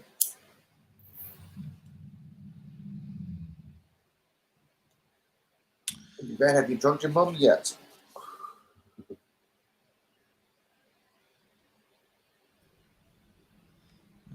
Bird's back and muted. Sorry, Oh, my no. internet had a hiccup. Figured. Oh no! Caused by NB Geek, no less. Possibly. MB Yeah, tries to it's join, really my is. internet goes out for a second. I had to reset the router. Damn It has rednecks. Oh, It that's has it. to. Like It has to connect to Indiana. Oh no! Damn rednecks. Sheesh. Yeah. yeah, blame. Get that. I don't have enough problems today. Get All that right, gerbil so- running double time. Yeah. So I had a couple other thoughts while I was doing this. MB, if you don't know what we're talking about, we were talking about what counts and what doesn't count as a Star Trek crossover. The Titan showing up at the end of Lower Decks. That one episode since- where he comes to the rescue. Since there's no Cameo? since there's no Titan show, then I would say no. Even though the voices of Marina Sirtis, because they're not on TNG, so I wouldn't consider that a crossover. I consider that a cameo. Agreed. Whoa, I disagreed with him. Wow. So does that mean the episode where Boimler is on the Titan for the entirety of the episode would count as a crossover or just a extended cameo? Because again, there is no Because the Titan Titan isn't a star of its own show, and you're Yeah. talking about crossovers between shows. I mean, that's a character cameo, an extended one if you want to call it, or a guest star. I mean, that would be like, some of the other ones we talked about where it was just a guest star, like Barkley showing up. I mean, yeah. Or yeah, Barkley would have been the guest star. I would say that's a guest starring role, not a cameo. But I'm with you on that one. The Titan is not its own show, whereas I don't see how it could be a crossover. Actually, it's kind of weird to say it's even an extend. The only thing it would be is the Titan and the crew were the extended. They were the guests on the show that day. Mm-hmm. Lorimer wasn't even Yeah. the guest on the show. Everybody else was. I mean, that's like saying the Soyuz class Bozeman was a crossover with Kelsey Grammer and his crew, but Kelsey Grammer and his crew weren't on a show. They didn't have their own show. It was they were from a different era. That was it. And they were guest stars. So yeah. I think we hit all the big ones. I think we've actually hit all the big ones. Everything else is just is it a cameo? Is it a guest starring situation? So the ones I have for sure as of right now is only 7 episodes. Okay. We have Deep Space Nine Blood Oath, Deep Space Nine Trials and Tribulations, Strange New World, Those Old Scientists, Voyager Flashback, TNG Relics, TNG Unification Parts 1 and 2, and Star Trek 7 Generations. But not Birthright, huh? I have that in the maybe category. Oh, okay. Gotcha. For the maybe category, I have Enterprise In a Mirror Darkly, Webster Web Trek, Enterprise, These Are the Voyagers, TNG Birthright Part 1 and 2, even though you said Part 1 is probably the only one. Sword of Kahless, and Once More Into the Breach. And the ones that definitely don't count are Encounter at Farpoint, Emissary, Timeless, Caretaker, the Q episodes of Voyager, the Q episode of Deep Space Nine, the Barclay episodes of Voyager, the Borg Queen episodes of Voyager, the Lursa and B'Etor episode of Deep Space Nine, and the Titan episodes on Lower Decks. Okay. Yeah. What about False Prophets? What series regulars crossed over into Voyager in that episode? Is that basically a cameo, or is that just a continuation of Voyager? Well, what series regulars appeared in that episode from a different show? Yeah. Well, they're not series. You could argue that Barclay and Q are not series regulars, but they're regular guest stars. But those two Ferengi only made one other appearance, so it's even weaker a statement than when Lursa and B'Etor appeared one time on Deep Space Nine, because they appeared multiple times on TNG. By the same actors, so I don't know if I would count that one either. I would consider that more of a pass. It was more of a passing of a torch moment, similar to the Q episode of Deep Space Nine. Passing of the torch, I'm not going to consider a crossover. So, but I will put that guys on the list of not taking off for you. No, well, you can't take off already. Or I'm broke down in Nashville. Oh no, you're in Nashville? Yeah, I'm in Nashville, and I will never make that mistake again. Why the hell? I went to Nashville once. I hated it. Why the hell would you go to Nashville willingly? We were on a vacation. Was on our way to another location. We stopped. We had some stuff we were going to do here. And yesterday, but we were getting back to our hotel, and we stopped at a gas station, and the vehicle just freaking died right there. Oh, man. And I'm telling you, it died while it was still on. Oh, wow. And B, I know once you get that taken care of, since you're in Nashville, it's not too far away from Murfreesboro. Can you do me a favor and go find Salty's house and TP it? I don't know. My wife's currently. I don't know. My wife's currently. I might actually have time to do that. I might actually would have time to do that because I'm not leaving till tomorrow. I've already booked the room for another night. My wife can't get the rental for another half hour. My kids are exhausted. They're still asleep. We were supposed to be in Tennessee. We were supposed to be at the Tennessee Zoo today, but so my vehicle, I was trying to get it over to. So my vehicle got stranded on the interstate, almost on the interstate. That was fun. Thankfully, somebody picked me up and took me back to my hotel because, well, as of right now, I still haven't got a text from Nashville PD of an estimated time on when they're going to be able to pick me up. And that was 3.5 hours ago. Shit. And the tow guy still hasn't made it out there yet. They gave the tow guy the wrong address, wrong location. Then they canceled it. Then I had to call him back, and I'm like, look, it's not on 24. I told you it's over here off of this exit. I told you this. Whew, it's been a fun day. When are you going to get a chance to calm down and smoke a joint? What's that? You're in Tennessee. When are you going to get a chance to go to the dispensary? I don't know. Are they medical here? I believe so. I don't have a medical card. Oh, shit. Yeah, we don't have medical cards in Indiana. Remember, I'm still I'm still the one completely illegal in every way. Trust me, if Indiana made marijuana legal, it'd be very easy for me to get a medical card. Actually, I'm going to be honest with you, Elihu. Quite frankly, I want to know the guy who's smoking the weed in his bathroom that is coming through, giving me the contact eye. I want to go give him some money. Let I'm me like- see. Let me say something for you real fast, okay? It's like, look, dude, I don't know how much a dime bag is anymore, but I'll hit the A-team up real quick. All right, yeah. sorry. There's I no was going specific back because Elihu made the whole false prophets thing in Voyager. I was going back to the episode because I'm trying to remember the two episodes. It was TNG The Price and it was Voyager False Prophets.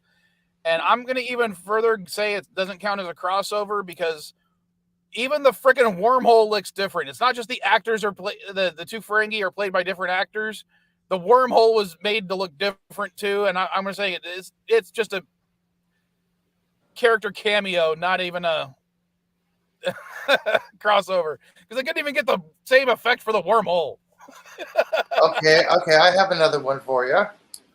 What about the menagerie with the cage?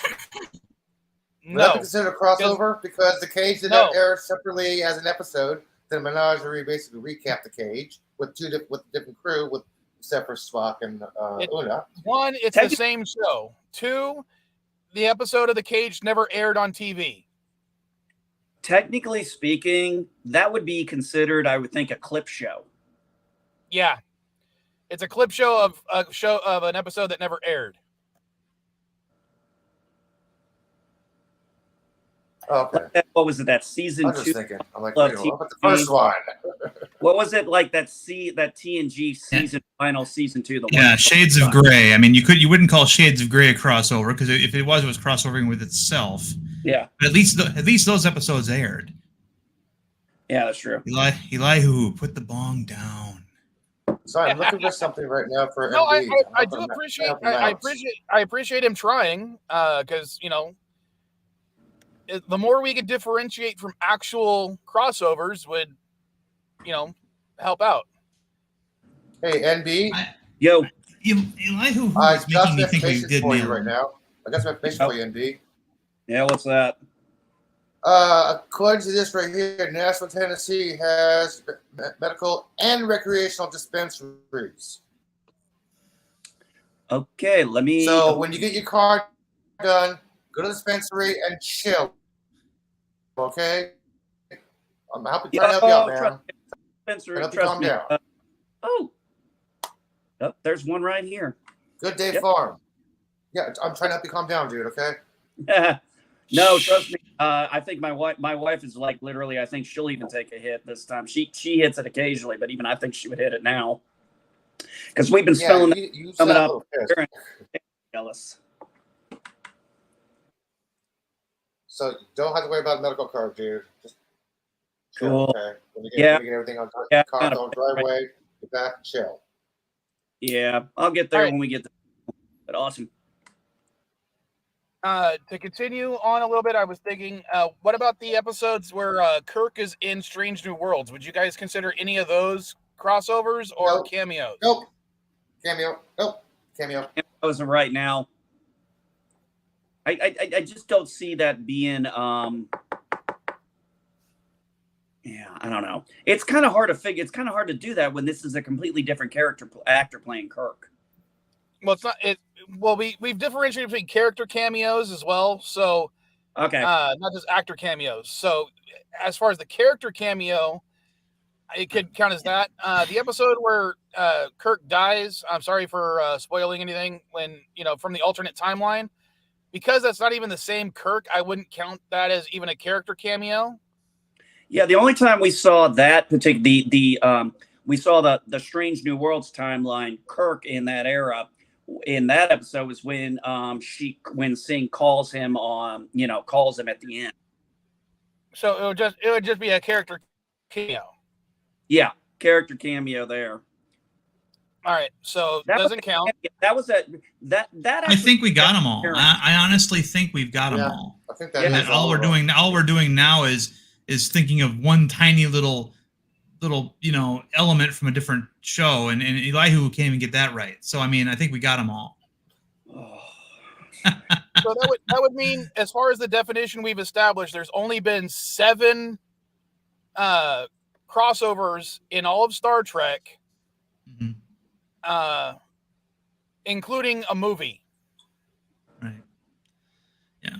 But I mean, again, I enjoyed those old soldiers, those old soldiers, those old scientists. Even though in fact, what I would love to see, honestly, is them to do something like this every season. Have Boimler and Mariner somehow end up back on the Enterprise again, and it's a whole fiasco trying to get them off, and then maybe include some other characters like what's her face's husband. The actress who plays Una, her husband is a voice on Jerry Lower O'Connell. Decks.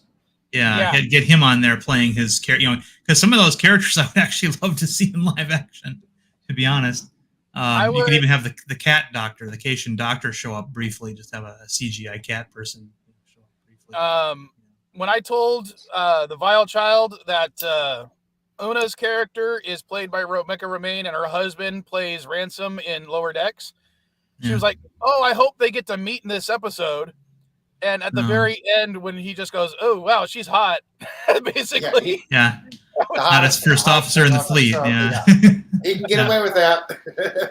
Well, it was funny because I knew they weren't going to do anything too serious, but when Boimler was freaking out every time he runs into Una, and it's even more so than anybody else, and I thought that at first that the reason for that was kind of weak. The idea that she's basically the Rosie Riveter or whatever of Starfleet propaganda, but the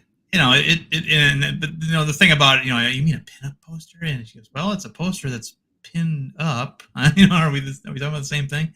But I thought that was a little bit weak, but I guess it worked. Unless he actually does do that one thing to that poster, then it could make more sense. But it wasn't in a position where he would be able to. It wasn't like in his bunk. It was like in his locker. So yeah, I don't think he was doing that. But it would. I guess it would be like, God, think of somebody whose face you see all over the place, but then if you met them for real, it would freak you out. I can't think of somebody like that right offhand. I'd have to ponder it. President. For me, it would have been something like Carl Sagan or Leonard Nimoy, because those are the only two guys I had posters up in my room of famous people. Right. Einstein too. I had the poster of him sticking his tongue out for a while. That actually one of my science teachers back in grade school gave me. I suppose. The thing was though that was because you were a fan of that person. The difference here is that Boimler had a Starfleet recruiting poster that with her image on it. They weren't promoting her so much as Starfleet using her, and so for him not to, because if I can imagine him having a poster of Pike in his locker, things like that. But her, it's a little bit different story. It would be like the Marlboro Man, or I'm trying to think of something else. Like we don't have.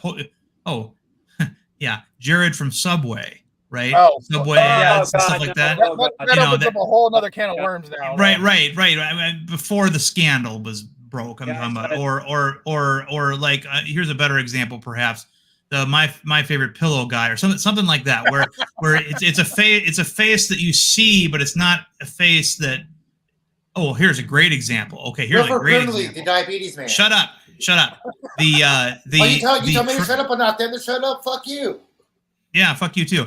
The Iron Eyes Cody, the crying Indian, and all those ecology ads in the 70s, right? Okay. Iconic of that ad. That ad, and then you run into Iron Eyes Cody, and you're like, you don't know what to do. It's like that would probably be the best one. The sad part is I actually did meet Jared in an Indianapolis airport. This was before, obviously, all that shit happened. I just happened to recognize him and talk for a couple seconds. And I was like, and after the scandal, I was like, I actually let my daughter talk to this guy. Oh man. So let me ask you something. And this isn't an entirely serious question, but have you ever fantasized about going back in time with a K-bar?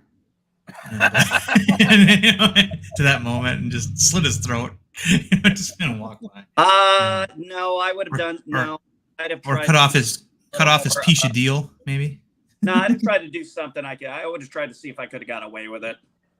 No. But Yeah. I'm not going to say that thought has not entered my mind. I was like, yeah, it's just, yeah. I don't Yeah. want to think about it again.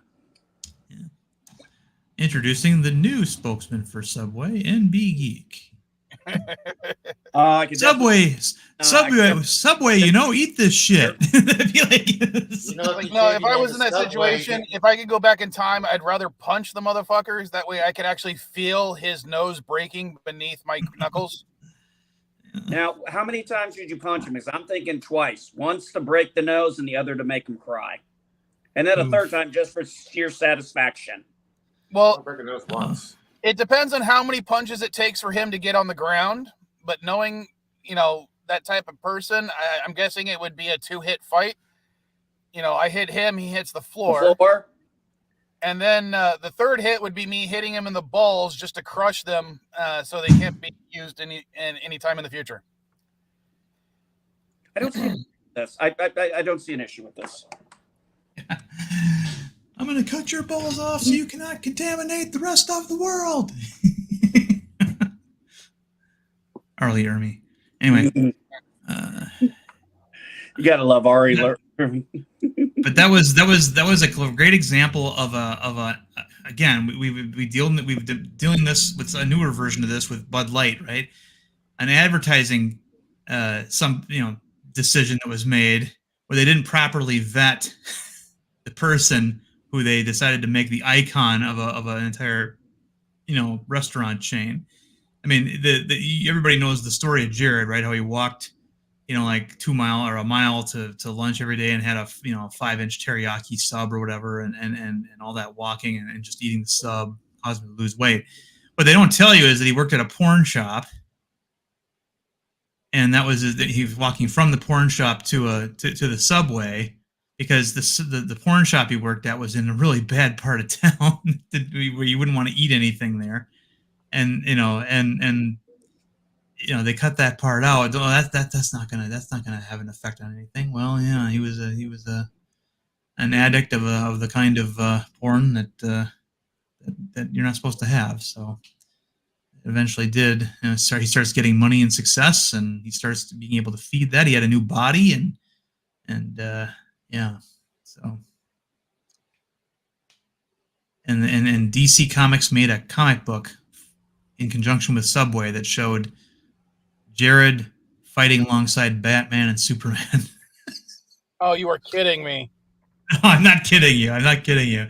It was a comic produced by the DC Comics, but it was provided only at Subway stores as sort of a promotion thing. But yeah, there's images you can find online of Jared fighting alongside the Justice League. So, and honestly, the advertising agency that came up with the whole Jared campaign in a sane climate would never work again.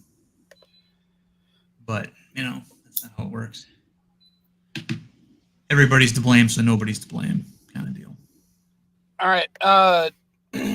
Just to go back to the crossover thing, because I'm just... What other comic book crossovers did Trek do other than X-Men, Green Lantern, Transformers, and Doctor Who?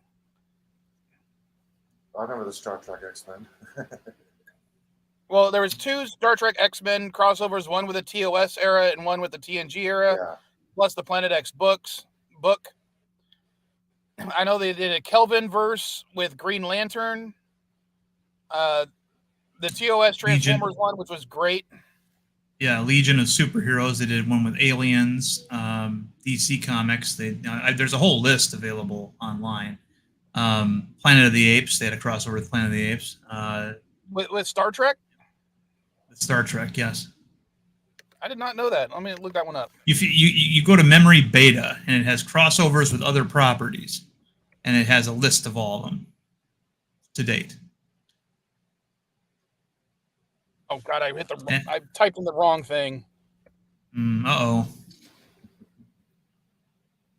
No, it literally just brought up Memory Beta. It didn't bring up the crossovers when I hit the link. Yeah, crossovers with other parties. Just go ahead, or properties. Go ahead and search that under Memory Beta, and you'll get a big long list. They include the Webster one too, by the way, even though that wasn't a comic book. But they include comics. Most of them appear to have been published by IDW within the last 20 years. Some of the Marvel ones, Marvel had X-Men, Infestation. I'm like, this page is incredibly long, and I'm looking like, why is this page so long? It's blank. And it's literally just all the advertisements. And it was, when I looked up crossovers, It gives me the page for crossovers saying, also see crossovers with other properties, crossovers, characters, crossovers, miniseries, crossover novel. There's the link. There's the link. There's the link. And I have an ad blocker, so I don't see any of that stuff. But yeah, there's the link to the page I'm talking about. Yeah, At times, especially in the world of comics, Star Trek has crossed over with properties normally external to the Star Trek universe.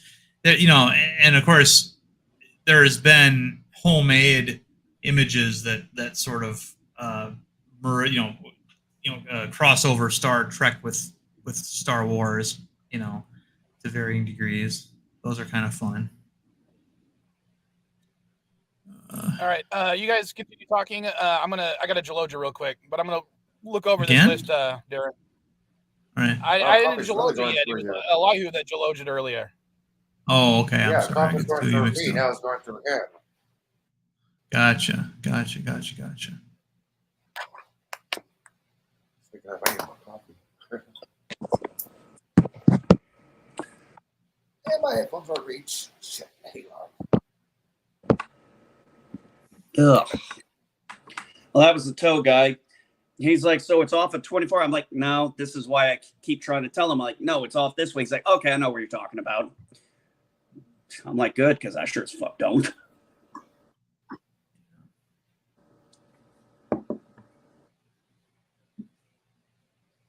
I should have got some wireless headphones.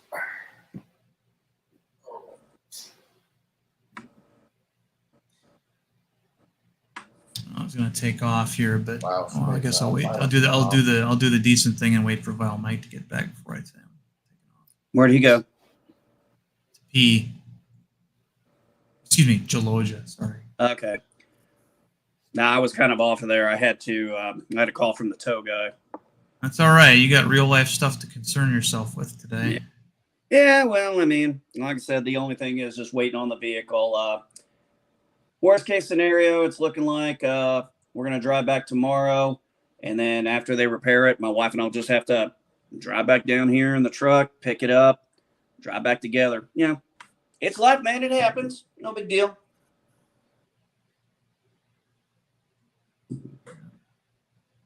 So what you guys got planned for Sunday? I'm running a ice cube maker over to my folks a little bit later. Oh, are you back, Vile? Yep, I'm back. All right, I'm taking off. I'll see you guys later. Thanks for having me. All righty, later. All right. Yeah.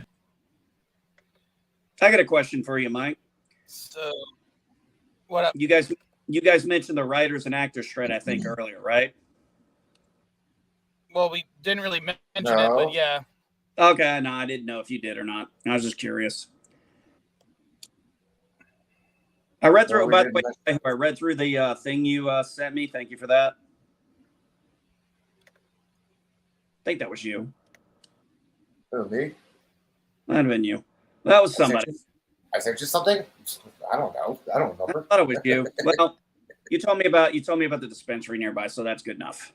Oh yeah. Okay. Yeah. Okay. Now, I was reading through what the proposals were, what was going through the bargaining. This is where I'm running into a slight issue here. They're talking about the scanning a person as an extra or a background, an extra, and then having that right to use that character all the time because of technology. I'm not so sure that there's really a lot of leg for the extras to stand on this one.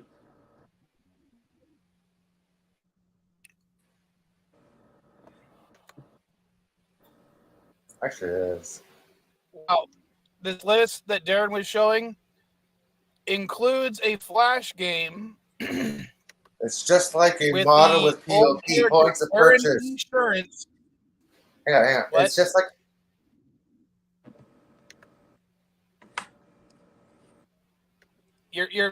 You're bouncing out, dude.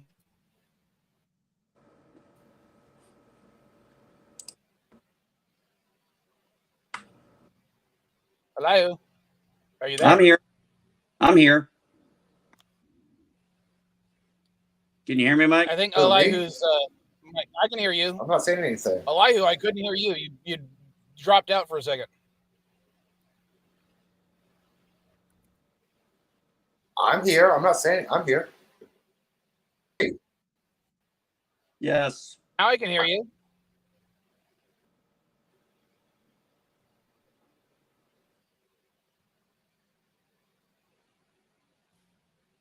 What else do they have on this list?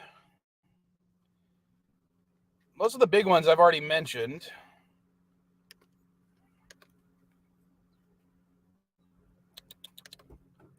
What's this one? Continuing the line.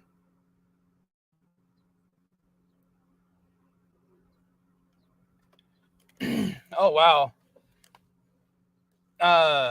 Continuing the line was a roleplay module for FASA's Star Trek role-playing game in 1985, featuring a crossover with the company's Combots board game.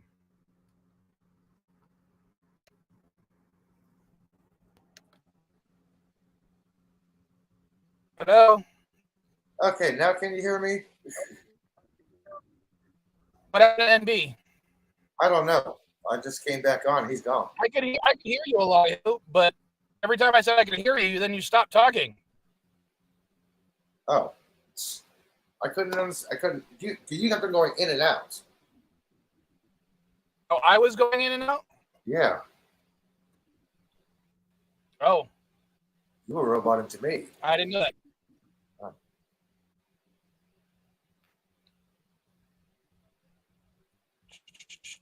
You know, somebody's fire alarm in the neighborhood's been going off for 10 minutes. There's no fire trucks. Hope there's not a fire. What else is on this list? So I'm gonna have to add that to the doesn't count list, but Ah, there he is. He just popped in the chat. Pop the chat.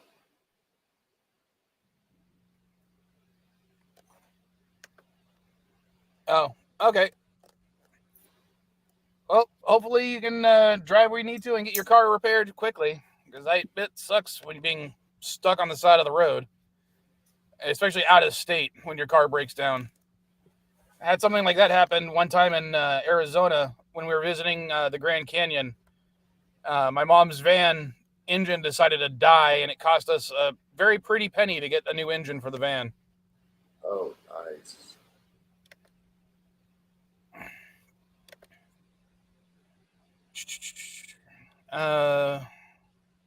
Because though that's the Green Lantern one, that's Doctor Who.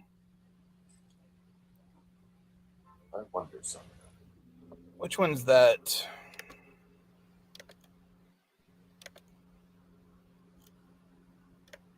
Oh, that is the Planet of the Apes. I see. The Primate Directive. Oh, that is funny. That's what it's called. Oh, you know, I just realized, I just figured something out here.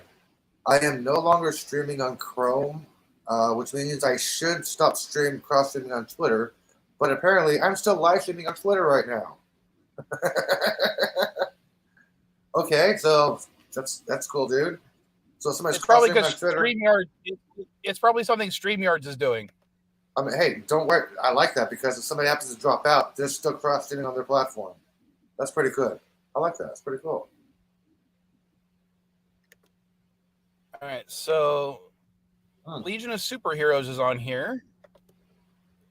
That was one of the ones Darren mentioned, and that is the original series. So I'll add that. Oh, I finally found what I was going to show NB Geek, but he dropped off. He's talking about the strike thing. I was going to show him a post about Robert Carradine, who received a zero residual check. he got from Lizzie McGuire. An actor got a $0 residual check. I'm like, what's the point of printing a check for $0.00? So, I yeah, wish I knew. Didn't Denise Crosby post one on Twitter recently how she received a 2-cent? I thought it was 21 cents. 21 cents. I just remember there was a 2 in it. Yeah, that's ridiculous, man. I'm like, come on. It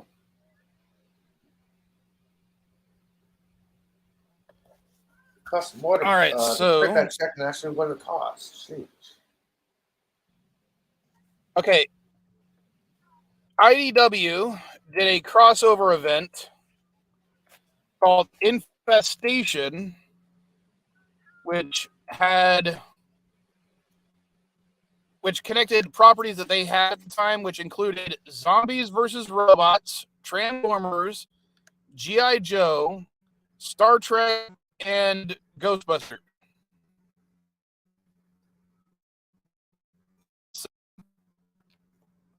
I'll look that one up to see if that counts as a comic book crossover at least. I'll be right back. I'm going back to Chrome.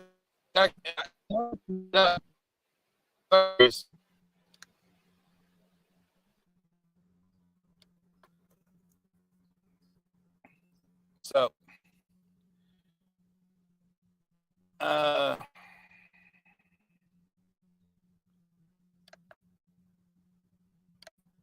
because that would just be like so the book crossovers where each of those takes place in a different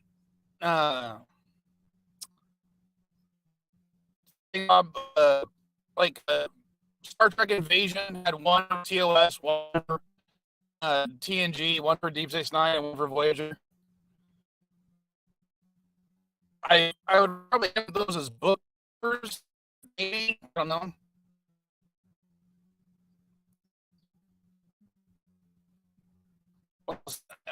But yeah, it could be a good.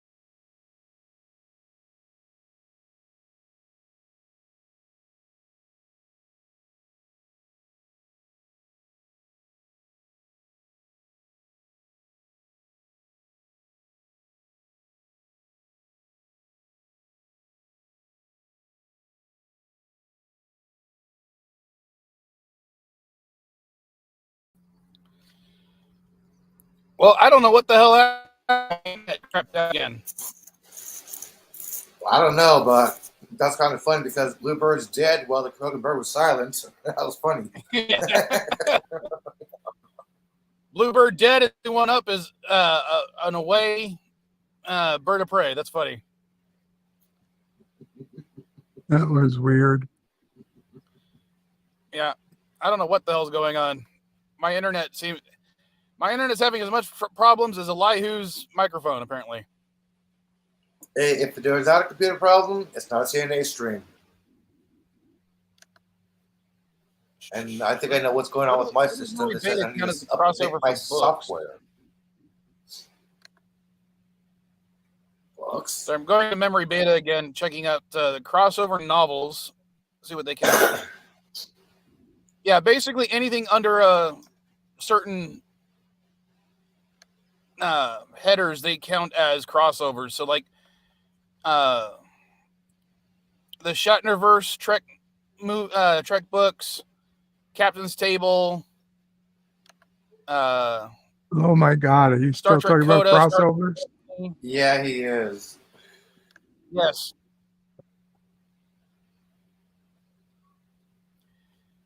But now we're going from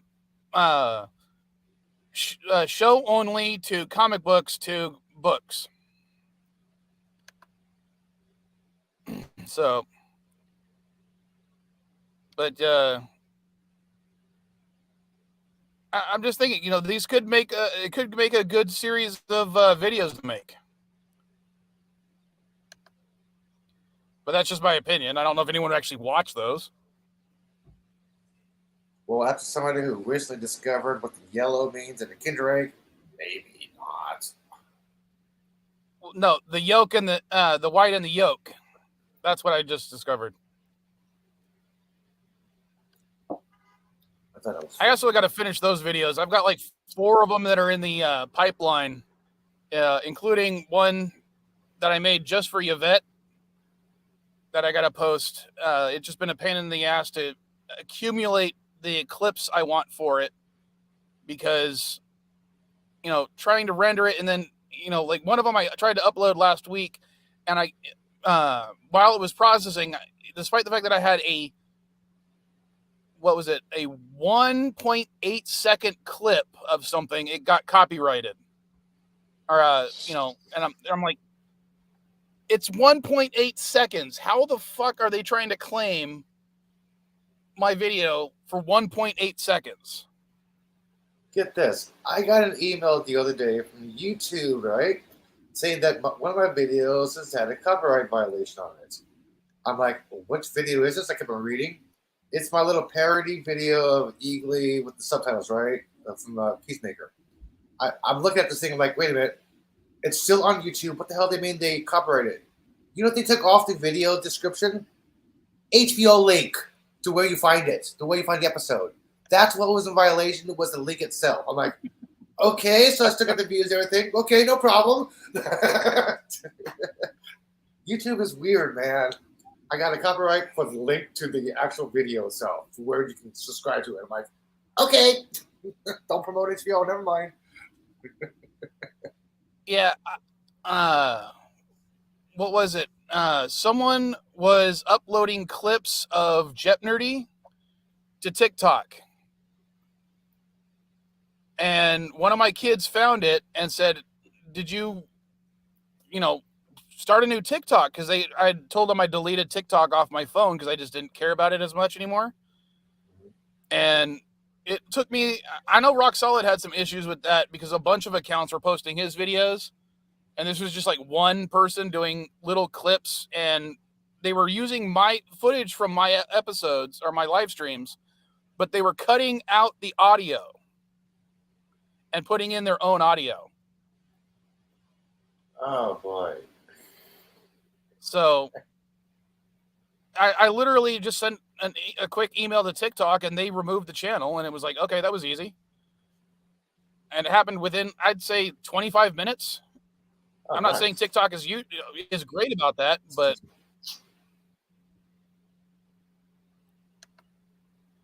yeah, I got no copyright strikes or warnings on my YouTube page whatsoever. Oh, I've got a few on mine. Like the dollar origami video I posted, that got copyrighted right away because of the music I used from Star Wars, which completely makes sense because I was using whole song or whole tracks. So I have no issues with that one being copyrighted because, you know, it was their music and I used the whole thing. What else? Ones that I didn't like was the episode of that I did with Annie Trekker. The first one got copyrighted by Paramount for the clips that we used of TOS, but the second episode and all other episodes did not. The last So copyright warning I got was Robert Picardo singing opera. WB claimed it. Warner Brothers claimed it because it was from a Bugs Bunny cartoon. My argument was it was not Bugs Bunny singing; it was Robert Picardo singing a open classical music. It's not copyrighted. It's open source, open music, classical opera. Like, oh, okay, removed. Like it wasn't Bugs Bunny singing. There's also a video that I posted of the Vile Child made that got copyrighted because, again, she used sounds from someone else, like one of the animes that she likes. And again, that one makes sense because, you know, it's using their music for the whole thing. I'm trying to bring it up, but I'm having issues.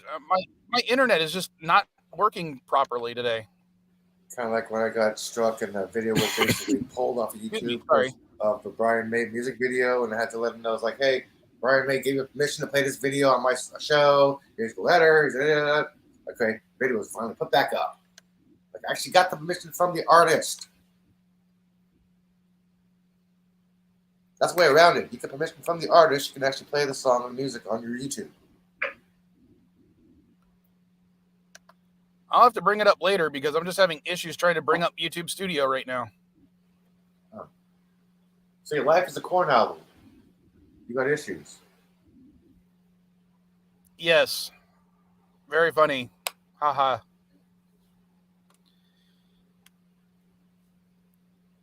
All right. Anything else we should talk about, or should we just go ahead and end the stream? If anybody's seen my Twitter, my X poll about where I was going to go on vacation, that poll had to be canceled because I got jury duty that week.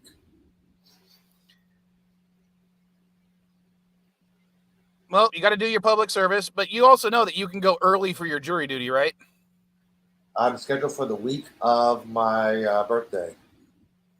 I know, but you can go to, if you got your notification for jury duty, you can go not early. You don't have to go on the date they gave it to you. Really? Yes. That must be a California thing. It is a California thing. I will call tomorrow then and find out. Because I want to go somewhere on my birthday, and I don't want to be stuck in the city for a week to find out if I'm going to jury duty or not. I get paid $15. Yeah, the thing that sucks about it is, if you get called, you don't get paid unless you get chosen. You can get there for 6 hours and not get paid to be waited to be chosen. That sucks. Yep. On my last jury duty, I basically I emailed my boss saying, "Hey, I've just been selected for a trial. It will last 2 weeks. Can you do without me for 2 weeks?" And she sent me an email saying, "Is there any way you can get out of it?" And I showed I showed that to the jury, the people at the jury counter, or for processing that kind of stuff, and they were like, "Yep, that counts. That means you can't get time off." Yeah. So, what was real funny about it? It was for a 2-week trial, I think, and so they canceled me on that one. But they're like, "Okay, but if you get selected for another trial that lasts less than 2 weeks, we're going to try to get you for that one." And I was selected for another trial, this one for an estimated 6 weeks. And I'm like, same thing, dude. If I can't do 2 weeks, I can't do 6 weeks. They finally dismissed me. And I was like, "Yay, I don't have to do jury duty." I get chosen every single year for jury duty. I'm like, come on. What was really funny is during COVID, at the time, I didn't realize they were doing all the jury stuff online. So I went down to the courthouse, and I was the only person in the jury selection room. And because I was the only person there, they just let me go.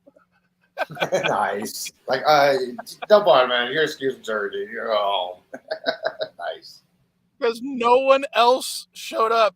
And I'm like, this room usually has 200 to 300 people inside.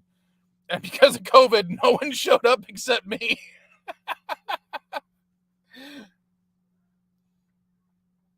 But well, last year I got out of it because the day I was supposed to report, I woke up in a lot of pain. I called them and told them I got a lot of pain. I can't make it down there.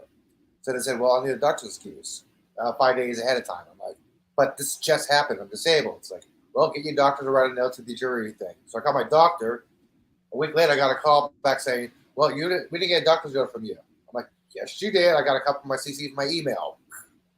They did not receive the excuse my doctor to excuse me from jury duty. Like, I'm so glad she CC'd me the email. All right. Well, I'm going to go ahead and end the stream a little bit early because we're just talking about jury duty, which we've done before. And the two major things I wanted to talk about, we've already talked about. Yeah, no Pauly Shore movie. Come on. The We don't need to talk about Bluebird those Dead movies. and the crossover thing. And I thought the crossover was actually a pretty cool conversation. So, but let me get this ready and I will end the stream. All right. You're 19 years old now. I figure it's about time you got one after all your complaining.